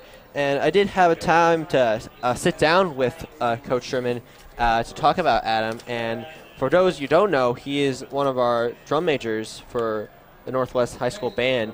And with all the time he's committed with football and band, it's a huge time commitment. And he's put in a ton of hours with going back and forth between marching band and football practice after school. He's there at 7 a.m. to 7 p.m. every night.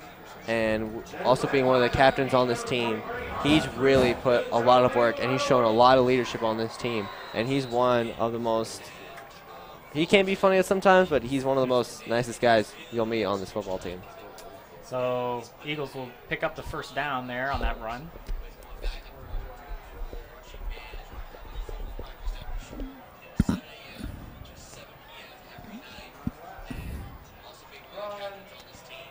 It's a run out to the right side, and that'll get stopped. It was a good tackle by Joe Hatzfeld right there. Bruce didn't have anywhere to go on that run, and that'll bring up second down and 12.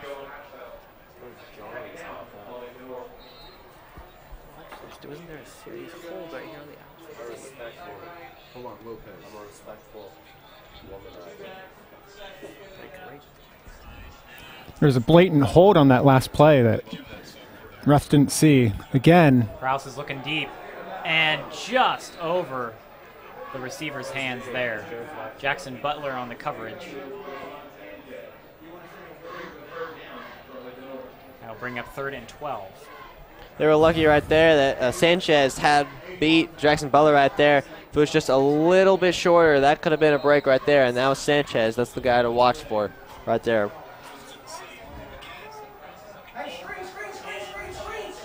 Two receivers out on the right side. This looks like maybe a long pass coming up right here. Kraus will drop back. Pressure coming, going to throw. That's caught. And not enough for a first down. ONW defense there to stop that reception by Bruce, and that'll bring up a 4th down. So the Ravens able to get another stop on defense.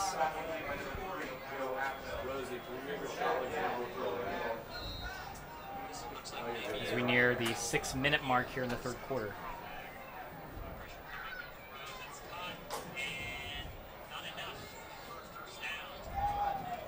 It's a high punt. Going to be a fair catch at the 40-yard line.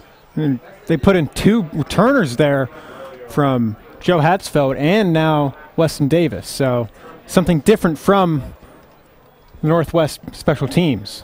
Yeah, definitely. I think they put in those formations for one, being able, in case when the punter punts it, it goes on one side or the other. That way they have 2 returners in case of so happens a shank punt or something that comes along where they'll be able to return it instead of going all the way across the field and possibly muffin the punt. So that's why I think they set it up right there, was for that purpose. Ravens will line up at their own 40-yard line. Hand off to Dumas. He's going to break some tackles and get a gain of about 6 yards.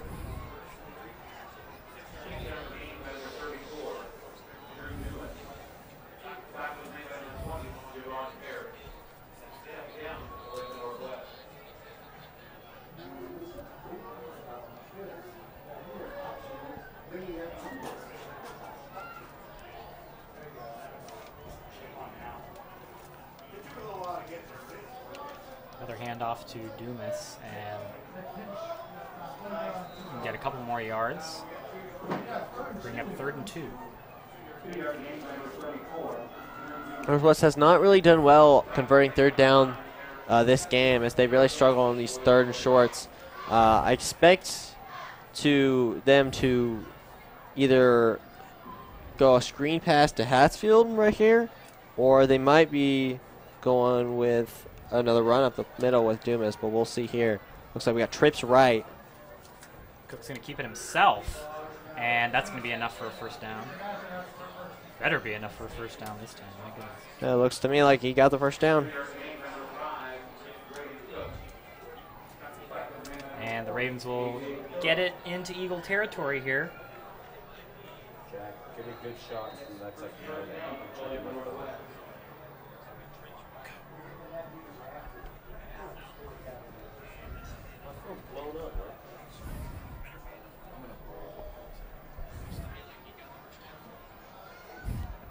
Cook's going to drop back, fakes a pass. He's looking to the left side. Is that a catch?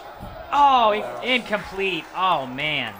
That would have been an excellent catch there on that far side.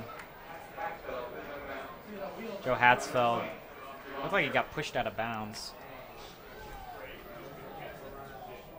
It was really tough to see from our angle, but yeah, it definitely looked like there was a little bit of contact right there.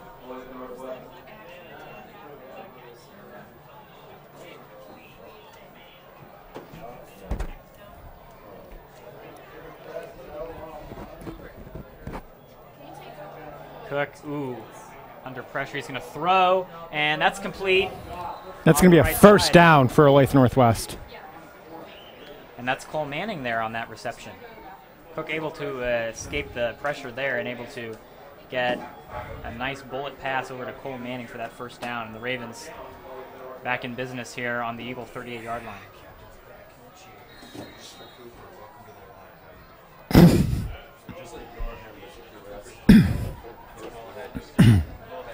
Goodness. Sorry, had a cough again. Looks like her trips left. We'll see what they're going to run here. Bowman now.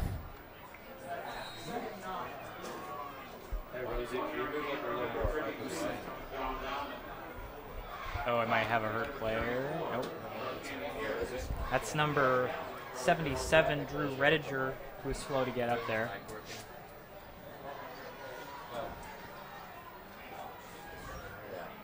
Hey, Rosie. No gain from John Moman on that play. Will bring up 2nd and 10 on the Eagles' 38-yard line. Yes, sir. You're doing a great job, Jack. Cook gonna go off to his right side. He's looking down the middle. Oh, and that's right off the hands of number 2, Weston Davis.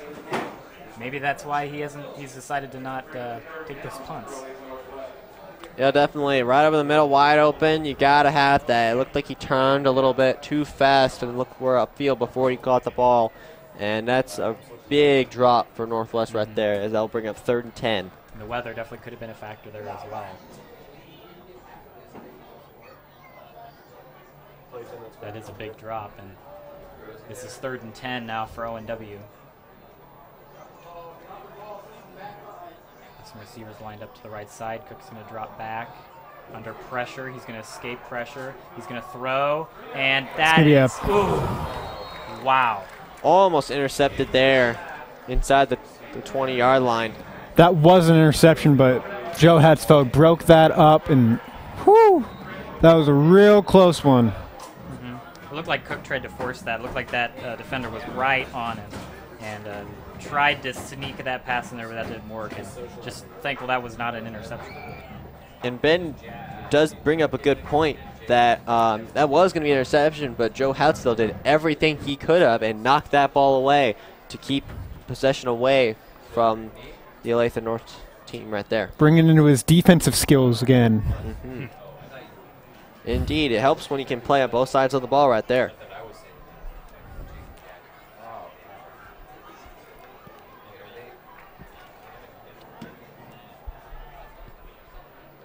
So a quick timeout here, and you'd expect Olathe Northwest to punt this one away. All right, Jack. Give me some more show time. You're alive.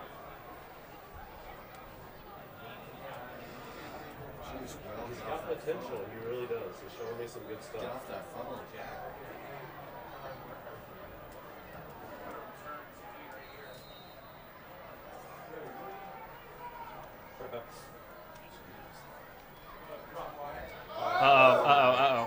Oh, that is not a good punt at all. Number 57, Wyatt Morgan, dropped the snap. Looked like it was a low snap. He was just able to get that off, and that is a very short punt.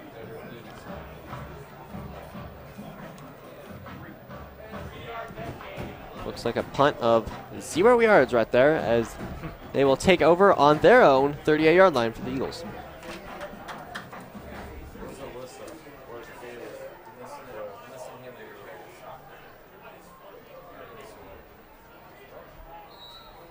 Looks like North has Kraus back in at QB.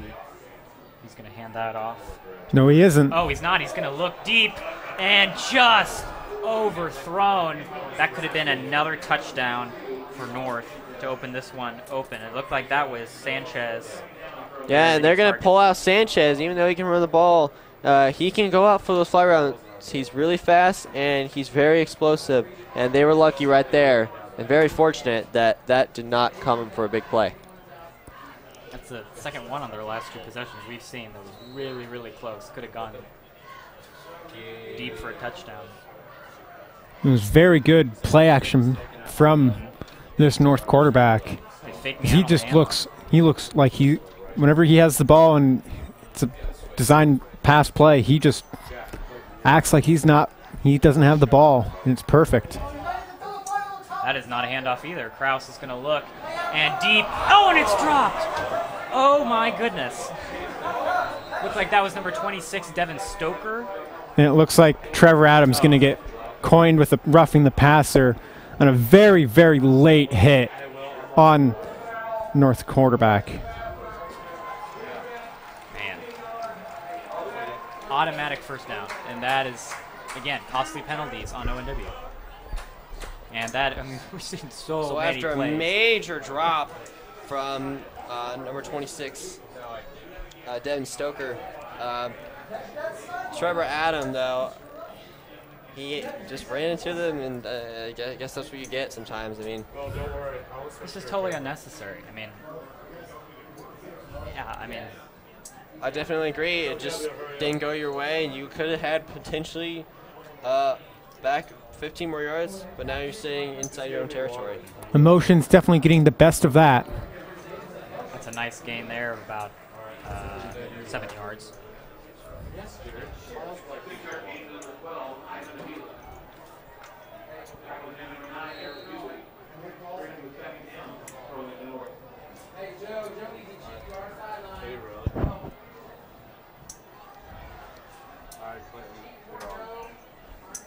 Kraus takes the snap. That one will be a handoff to Bruce. And will be close to a first down as that pile keeps moving. It'll be just short. So third down for Olathe North. About 2 minutes left to go in this third quarter, as we still haven't seen much scoring at all. It's been pretty defensive, as both teams are doing a really good job. An injured player there for Olathe Northwest. Is that Otto? Is that Jake England? Yeah, it looks like it. No.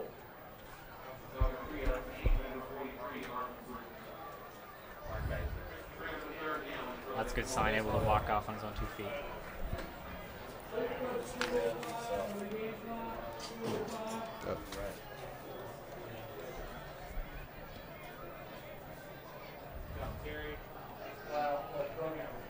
That was number 91, Jake England, walking to the sideline after being really slow to get up.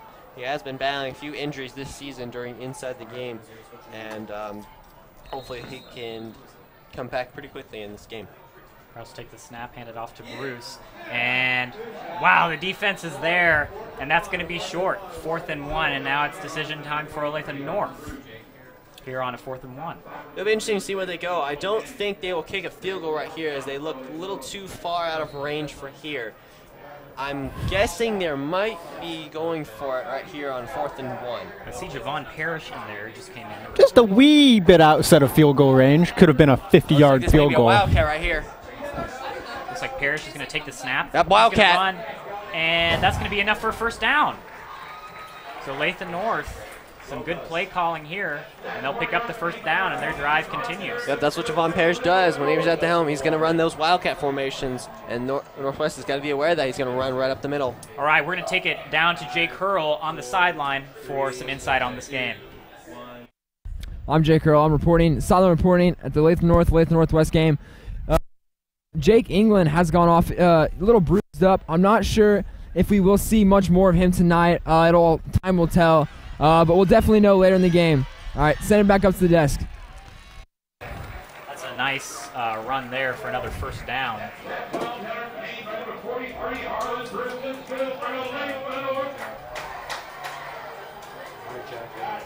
So Bruce with another big run there. And it looks like North now has gotten close to field goal range. Kraus going to look to his left. That's caught by number 12, Ivan Avila.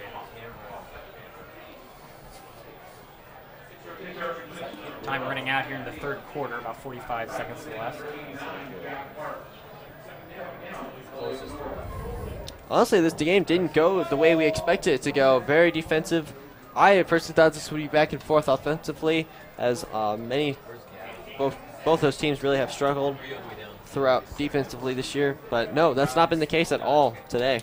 We've seen some problems on the offensive side. Drop passes, some botched plays.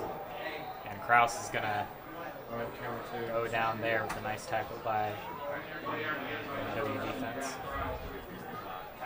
Joe Hatzfeld was there on the tackle. And with the end of the third quarter, we're going to take it to another commercial break. You're watching Raven Football here on TV 25. Boulevard Limousine is proud to introduce a new addition to the fleet. Our brand new 2017 white Dodge Citadel SUV limousine is the area's newest and hottest stretch SUV limousine. Complementing an already diverse fleet of sedans, SUVs, and limo and coach buses, this vehicle turns heads. With seating for up to 14 passengers, this is an excellent choice for weddings and wine tours, bachelor and bachelorette parties, quinceañeras and sweet 16s, concerts and sporting events, or just a fun night out. If you want to make a statement when arriving at your event, this vehicle will do that for you with its bold styling and exterior lighting package. Call Boulevard Limousine today at 844-712-8375 for your free custom quote. But don't delay because vehicles are subject to availability. That's 844-712-8375, and please mention you saw Boulevard Limousine on TV 25. Boulevard Limousine, 844-712-8375 or boulevardlimokc.com.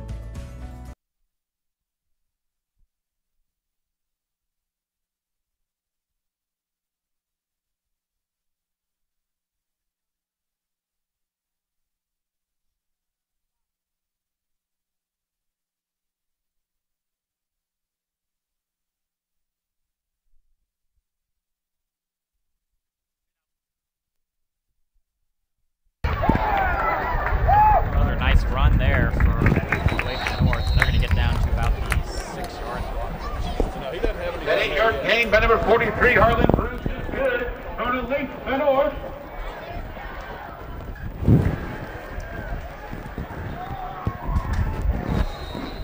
Third and, oh wait, no, it's a first down. First and goal from the 6-yard line. This is really going to be important for Northwest. Really, they can stop right here on defense. Kraus hand it off, and Bruce will get a couple more yards.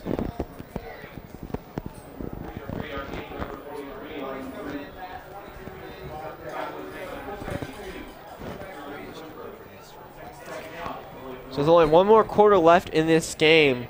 What do you think Northwest really needs to capitalize on to prevent North from taking this victory away from them? Well, I don't know if they have to capitalize on anything as much as getting their offense going. We've seen botched plays, drop passes. I mean, they really need to get a score in here. I mean, especially if North scores right here. There's a flag on the play. Kraus. Oh, wait. Is that Kraus? That was number 20, pardon me. Javon Parrish. And there was a flag on the play, so that might get called back.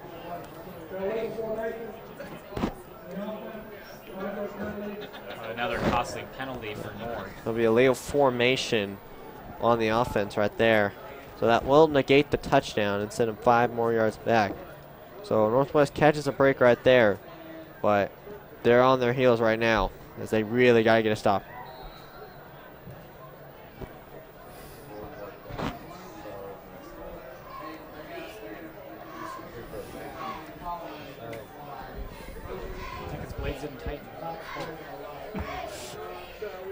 Talking and I don't realize I'm on there. That's a nice run out to the right side. He's going to keep going. They're going to spot him at about the 6. Yeah. And that was Sanchez on that run. Looks like he's limping a little as he heads back to the huddle. So that brings up 3rd and goal on the 6-yard line for North. Sanchez hasn't really gotten much touches for North as I originally thought he was, but they've been spreading the ball around pretty quick. All receiver set right here. Good play here. Flags fly. And he's going to run it in. That's a touchdown. Number 20, Javon Parrish. But it's going to come back again. Those penalties just keep biting Olathe North. Another legal formation. And you can hear it from the tone of the referee. Just an illegal formation, illegal formation. That's all that they're getting called on besides the face mask. Yep. Illegal formation. Not many people on the line. You got to have enough people on the line. You got to realize that. So potentially two touchdowns that could have gone North's way, but are called back because of illegal formations.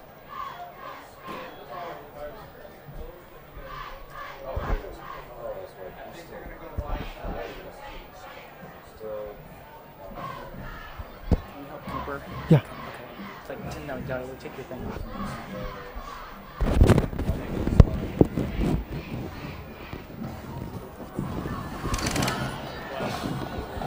Down.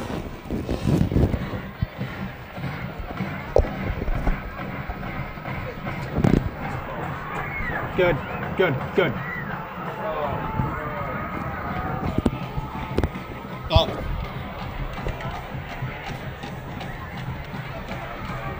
Down. The clock on the school board here. That's a tough task.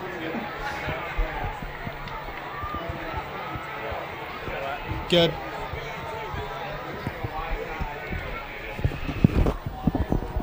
So as you can hopefully see, 10:06 left in the third quarter here. 3rd and 11. Olathe North has had 2 costly penalties. They've been moved back. And trip Ravens right need in to motion. stop. Parrish will keep it himself, and he's going to run, and he's in. Touchdown, Olathe North, and they take a 13-0 lead over ONW. So in the end, the penalties don't matter. Parrish able to dance around and run his way into the end zone. And that will be Parrish's 2nd touchdown of the night. And the extra point from North is coming up right here. Once again, they just repeat that play over and over again, and they just, Olathe Northwest just can't seem to get that. Extra point is good, and they will take a 14-0 lead. This crowd has gotten loud over here on the Olathe North sideline, as that is a big touchdown in a game that has been dominated by the defenses. Not a lot of offenses, offensive performance, excuse me, on either side here. That's a big touchdown.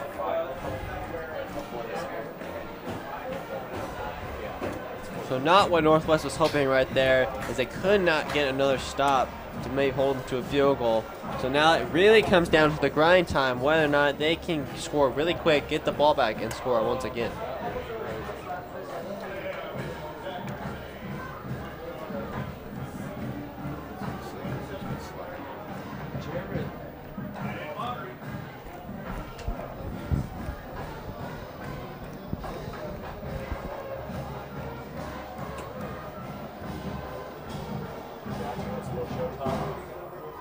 Alright, then give me a better shot.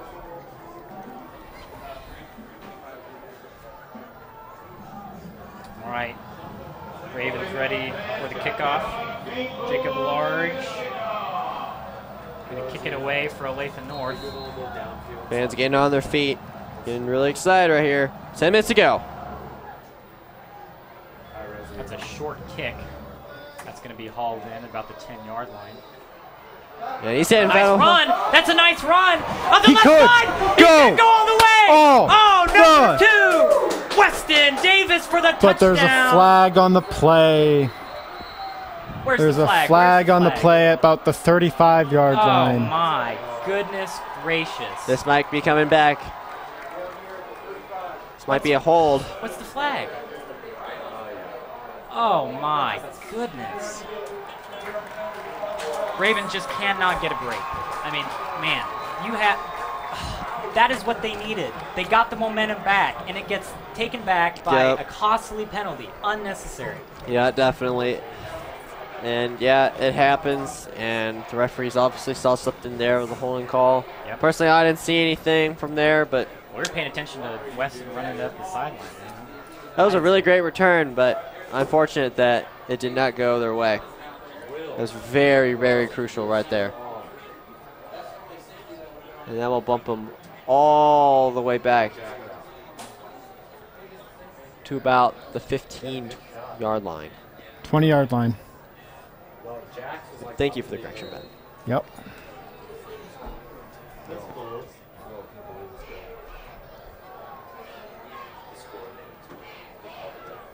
All right, Ravens have it at the 20. Cook gonna look to his left. There's pressure. He's still looking. He's gonna throw, and it is incomplete. Looked like that was number 3, Joe Hatzfeld on that side, trying to get that ball. Oh, it looked like Hatzfeld was limping there. Looks like he's all right.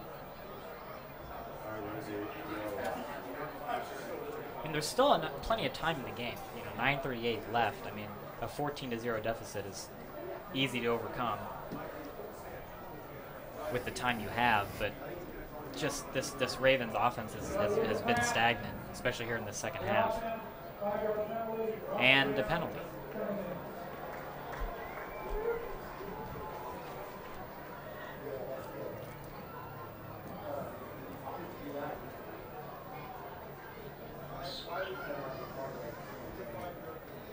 Yeah, penalty after penalty, it really racks up after a while, and it's something that we've been talking all game long. It's really stressful, and it's also very costly, and towards scoring points and also winning this game. And so far, Northwest is not doing a good job. There'll be a timeout on the field. We'll take it to a commercial break. You're watching TV 25. There's always something on. What was that penalty? Watch.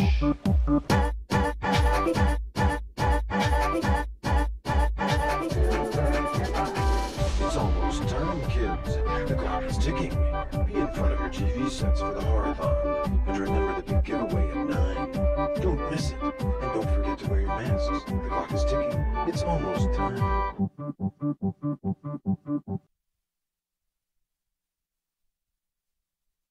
For over 30 years, Santa Fe Tow has been getting you back on the road fast. When you're stuck on the side of the road, you may not realize it, but you might not need a tow. When you call us at 913-712-9084, we know which one of our GPS dispatch trucks is closing.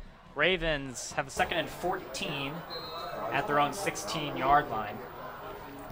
A 9.5 left in the game. Yet to put points up on the board. Cook's going to look across the field, and that ball's going to be incomplete. Good coverage there on number 16, Cole Manning. Like number 34, D'Artagnan Harris might have been on that coverage, or was on that coverage. 3rd and 14.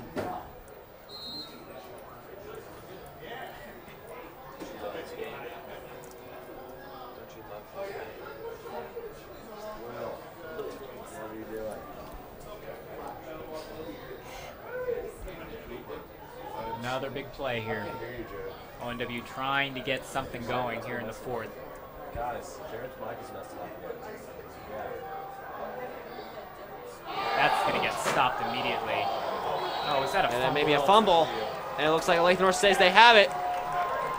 That's the 2nd fumble by Drew Dumas this game.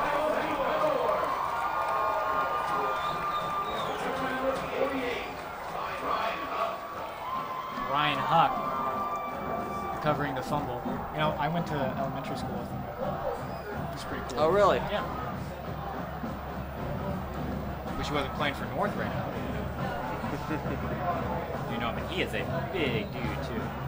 Yeah, many players on this North team have really good size, and they really have a really balanced team overall.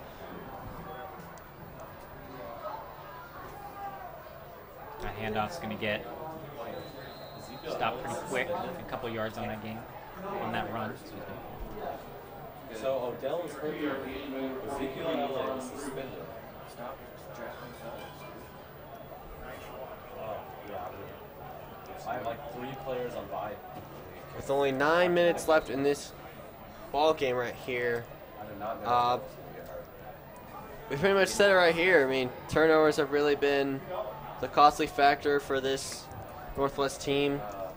And, I mean, that's really all the explanation that you can really give. I mean, there's not much to explain. Extremely costly. Got a touchdown away from a penalty on a kickoff return. 2 fumbles by Dumas tonight. It just hasn't gone Northwest's way. And North is taking sure advantage of those turnovers. Sanchez will get a couple yards on that run, and looks like it's 3rd down and about 3rd and 6.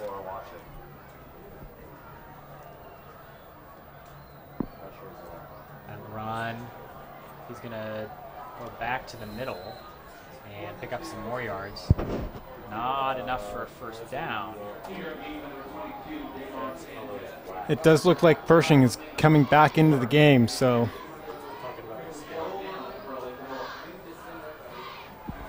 Yeah, looks like Parrish is in there. And last time he was in there, they scored a TD. So I suspect another Wildcat run with Parrish in there.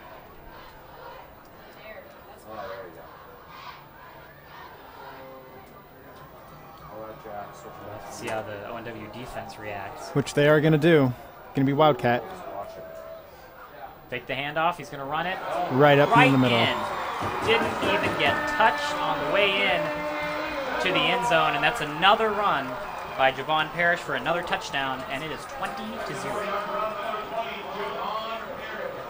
It's his third rushing touchdown of the night, and he's really been the X factor. Of course, we didn't see this one coming out of. We thought Sanchez would be the X factor. For sure, yeah. But Javon Parrish sure has changed this game as he scored all 3 scores for Olathe North.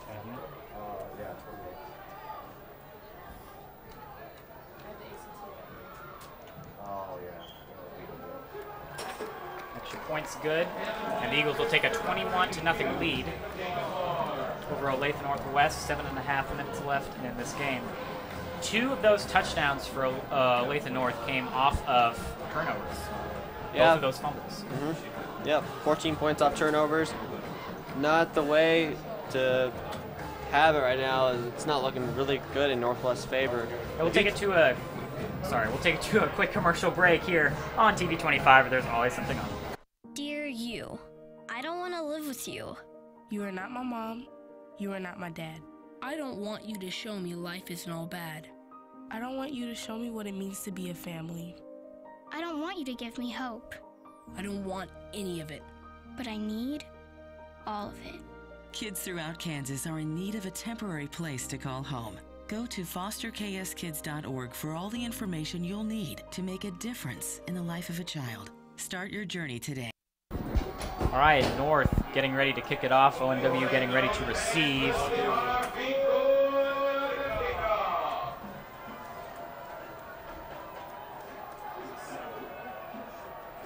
Down there on the Olathe North sideline, they're kicking it off. All of them are holding their helmets up. I don't know if you can see that on the broadcast. That is one of the things that Olathe North and past some middle schools do, is they raise up their helmets for the kickoff. Butler will get the ball there on the kickoff, and he's going to get it to about the 25-yard line. As you can see, they did kick it away from Weston Davis this past kick, so. Yeah, I wonder why.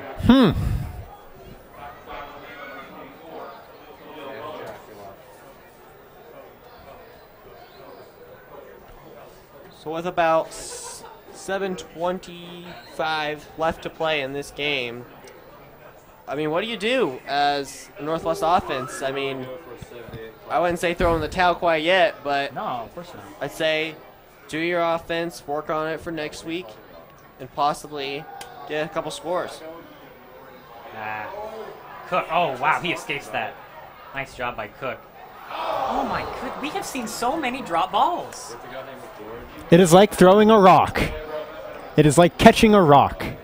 It is like a rock, that football. Man. I mean, if that's a pick, that could have been a pick 6, and then, you know, 27-0. I mean, we have seen so many plays that could have gone on either side's favor here. We've seen some, I think, what is that, the second close interception for Olathe North. It's going to roll to his right, and he's going to escape the pressure, throws. And that's not going to be intercepted. That is a pick.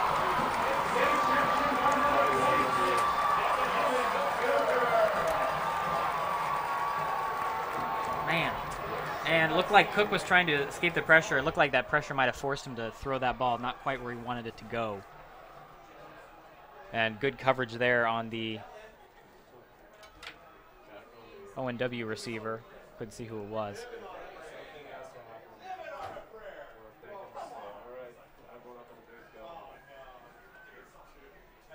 Got about 7 minutes left now. And North will take over.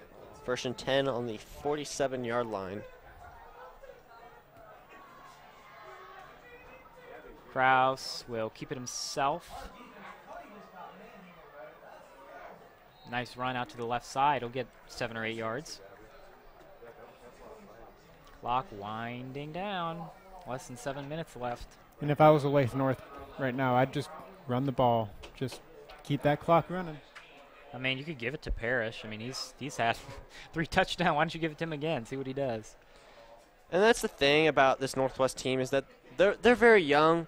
But the thing that I talked with Sherman about was that they're still just trying to learn how to win.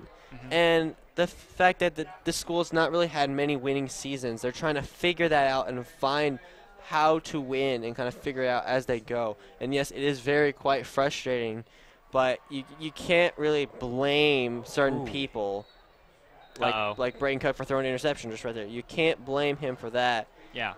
You just gotta relax a little bit. And I know it's really hard to do that, but it won't be the same if you put the blame on each other, and that's what's kind of ruined their confidence a little bit, is that they're just not confident at all with their playing style, and with them getting beat right now 21-0, it's really showing on them, and they're a little frustrated, I can tell. Yeah, I mean, it's from up here in the booth, I mean, you know, when we're watching, obviously we have no idea what's going down there on the field, and then for us, it's frustrating to see these kinds of games. I can't imagine what it's like to be a player and to, I mean, get shut out against, you know, Free State for the vast majority of the game, you know, really give up 42 points to Goddard in the home opener. I mean, that has to be really tough. And, I mean, at the end of the day, you know, we can speculate all we want about, oh, this team should do this or they should do that, but, I mean, really, we're not down there. We don't know what they're doing. We don't know the chemistry or any of that. So, I mean, really, I think you kind of brought that up. I mean, it really is a good learning experience for them every single game, you know, learning how to get better. Kraus will get about a yard there on that run. Yeah, definitely, and I feel like they're not being defeated by other teams. They're more being themselves with all these costly turnovers and other mistakes. And that's the whole point of learning. And learning a game is, you know, kind of learning from that and improving that for next time. And learning about that mentality that looks like a late hit out of bounds. We were just talking about those penalties. Another one right there. And 1st down for Olathe North. And these guys they're really young kids, and they're really intelligent too. You can't really put that much pressure on these kids. They're putting the hours in, working hard, and it's just football. I mean, that's basically what it is. I mean, you win some, lose some. Sometimes you lose a lot, but you got to learn from that experience in order to become a winning team. And sometimes that takes a cost. It's run by number 22, Damon Sanchez. Get a couple of yards there, bring up 2nd and 8. Coming off a team that I've been a part of, where we've lost game after game after game, the best thing I can say is what comes out of it is a knowledge of knowing what to do and what not to do.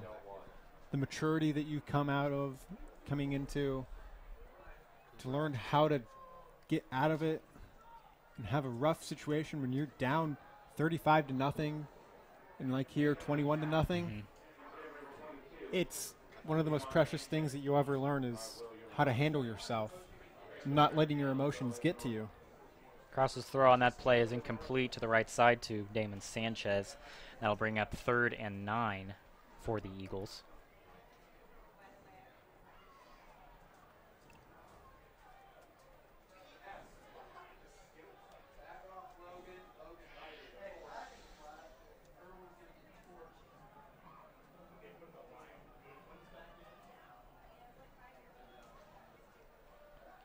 That pass is tipped at the line, and that'll be incomplete. So a stop by the ONW defense will bring up 4th and 9 for Olathe North. Now, what I was hoping, though, this game was I was talking about the 3 quarterback set early in the first quarter, as they were expected to do that with number 4 Mason Myers, who was the other quarterback, but they mostly been leaning on Zach Krause this whole game and Javon Parrish with their running game, and it's been working out for them. So I'm a little surprised they didn't decide to do that. Fair catch called there by Weston Davis.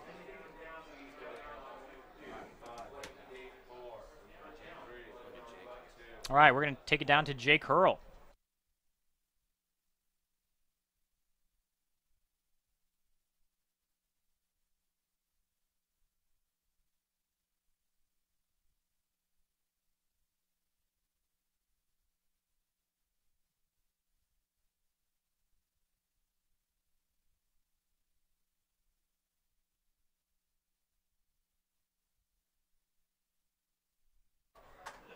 I think Jake's mic was off. There'll be another run by ONW. Get about 5 yards.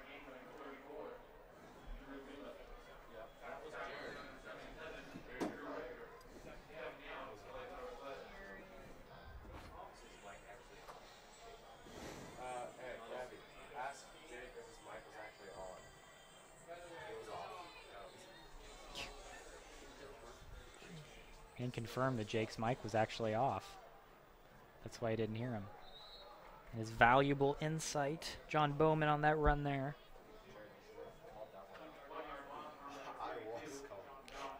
Even though this has been mostly garbage time for Northwest, it really will be helpful if they actually treat it like they're down by, say, a few points, and really working that offense and preparing it for next week against Shawnee Mission South, as that's going to be a really important game to them possibly getting a home playoff game. And so if they really being able to run this offense and get some points before this game ends, that will really set some confidence up for next week. Cook's going to throw over the middle. That is, wow. Wanted a pass interference call. They get nothing. Little confusion Cole Manning there. Yeah. Because it looks like Cole Manning wanted to go deep and then just cut back a little bit, and then Cook overthrew him by about 10 yards. Yeah, it's a 3 and out for ONW.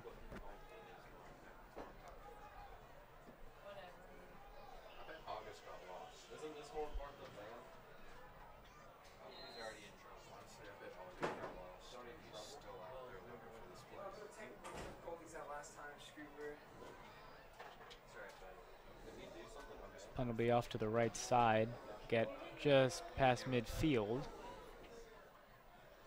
and we'll roll to a stop between the 45 and 46-yard lines.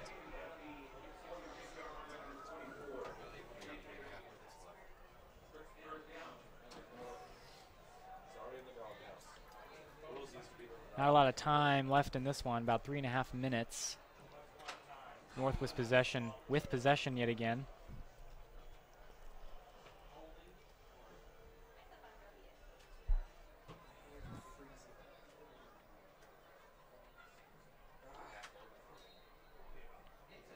I wasn't about to wear a sweatshirt. 3 touchdowns, you're really kind. Will be a handoff to number 22, Damon Sanchez. Oh, flags fly. Flags coming late. It's going to be on Cole Manning.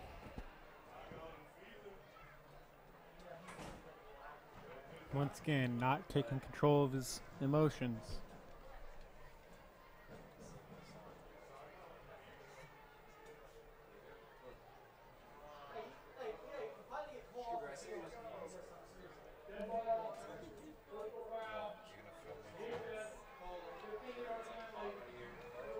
Good.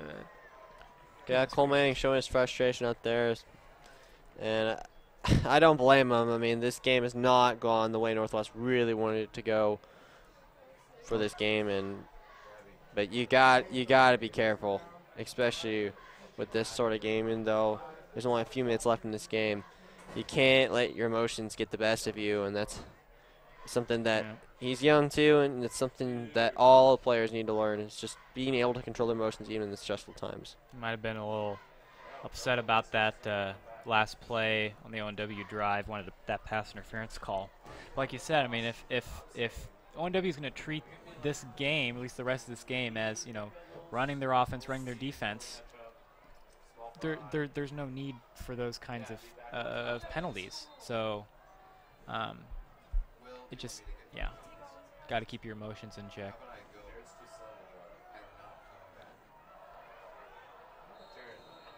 Wow. And Sanchez is going to look like he was out of bounds on that far side, but a nice run.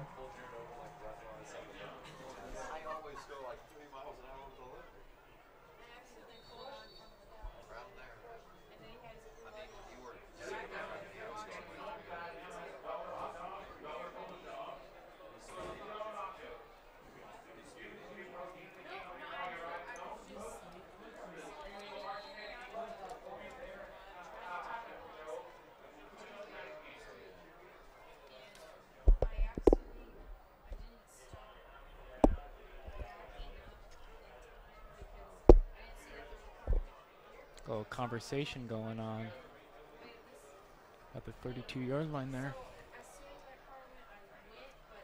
Don't know what it's about. And our coach is upset about something with the referee. I can't figure out what it is.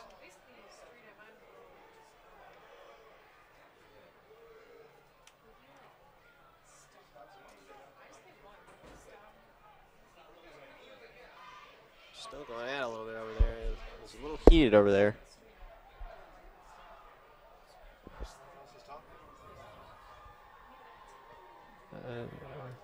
Might be a verbal warning for both teams by the referees.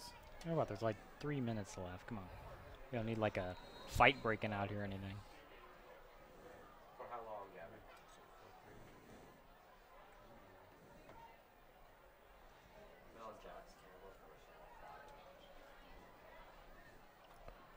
So 2nd and 6 on the Ravens 32. Crowd's taking his sweet time there.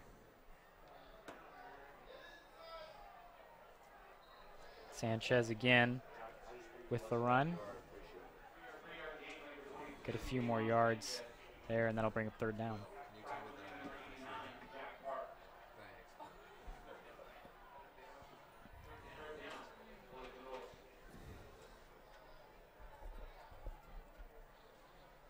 Continue to just milk the clock down.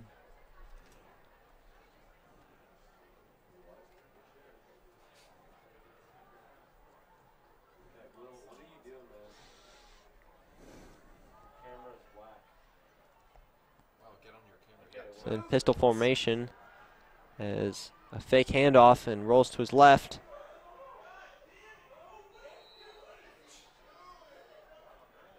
Looks like Krause just kind of stopped. And Cross will be knocked out of bounds.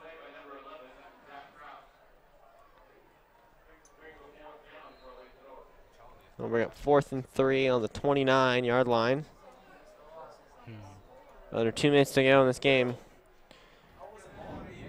What do you expect next week for the Ravens, as it's a must-win game against Shawnee Mission South? What do you hope to expect from them? I expect a win. That's what I expect. I mean, they easily handled South last year. I hope they'll be able to do the same next week, but I guess we'll just have to wait and see. This is definitely not a game that is going to help with any momentum going into that next game, I guess. But, I mean, South just really is not a very strong team.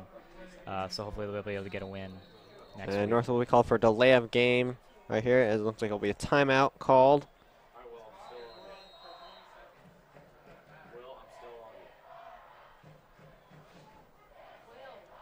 With the North chanting, "This is our house." Actually, I think this one's shared with Olathe North and Olathe South. So it is very so, yes. It's half their house.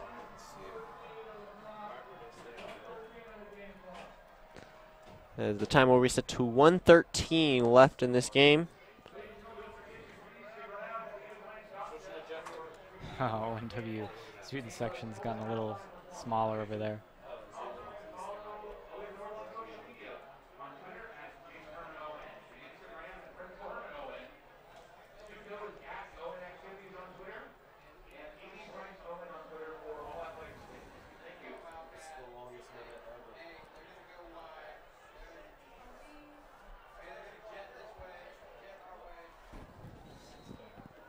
So not much expected from the rest of this game, as I don't expect. Oh, it's fumble. And it's a fumble. Yeah, maybe. Oh, yeah, ONW gets the ball on the fumble. Doesn't mean a whole lot in the grand scheme of the game, but that's still nice to see. Olathe Northwest gets the fumble recovery and will take over on the 31-yard line. All right, let's see what they can do.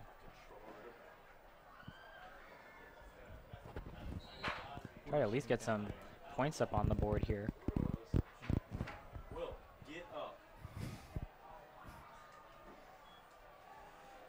Cook is going to look to his right. That's caught by Hatzfeld, and we'll get about 7 on the play.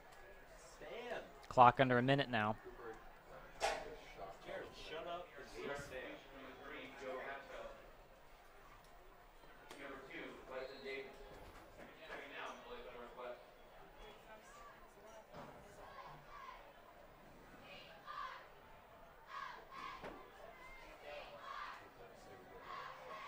And off to Dumas.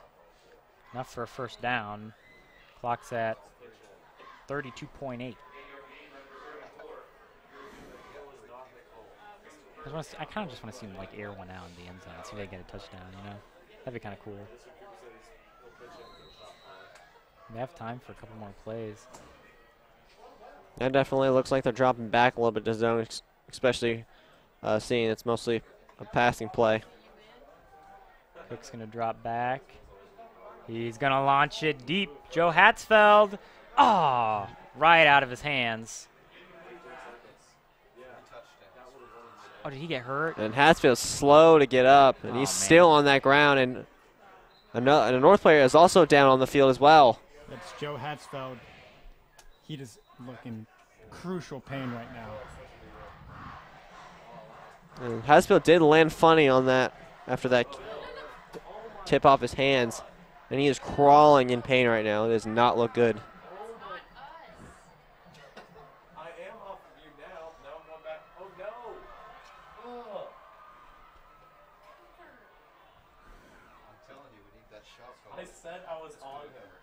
All right, we'll take it to a commercial break here. You're watching TV 25. For over 30 years, Santa Fe Tow has been getting you back on the road fast. When you're stuck on the side of the road, you may not realize it, but you might not need a tow. When you call us at 913-712-9084, we know which one of our GPS dispatch trucks is closest. So a certified driver with the right truck is there to help you in a flash. We can even help you with your RV, boat, or motorcycle. So whether it's a jump start, fixing a flat, a little gasoline, or a tow to the shop of your choice, Santa Fe Tow is the one call that can do it all. Call us today at 913-712-9084.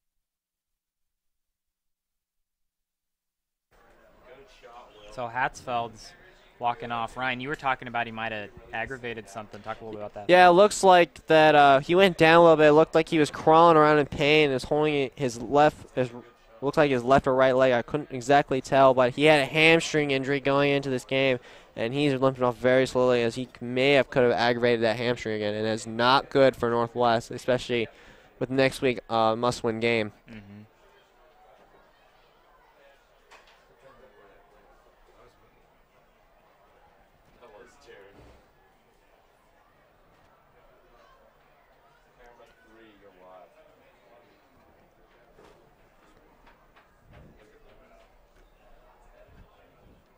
So 15 seconds to go in this game. Northwest trying maybe put up some points on the board. It'll hand it off to Dumas. Get about 5 yards. And looks like that might about do it. All right, so Olathe North wins 21-0 over Olathe Northwest here at ODAC, and that is a big win for Olathe North, and unfortunately, a disappointing, tough loss for ONW. For the Raven Daily, I'm Ben Whitney. I'm alongside Ryan Atchison and Ben Blades. Thanks for tuning in with us today. And you're watching TV 25, where there's always something on.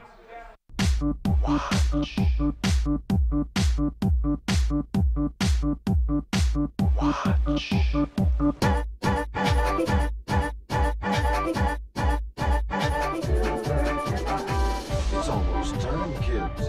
The clock is ticking. Be in front of your TV sets for the horathon. And remember the big giveaway at 9. Don't miss it. And don't forget to wear your masks. The clock is ticking. It's almost time. For over 30 years, Santa Fe Tow has been getting you back on the road fast. When you're stuck on the side of the road, you may not realize it, but you might not need a tow. When you call us at 913-712-9084, we know which one of our GPS dispatch trucks is closest. So a certified driver with the right truck is there to help you in a flash. We can even help you with your RV, boat, or motorcycle. So whether it's a jumpstart, fixing a flat, a little gasoline, or a tow to the shop of your choice, Santa Fe Tow is the one call that can do it all. Call us today at 913-712-9084.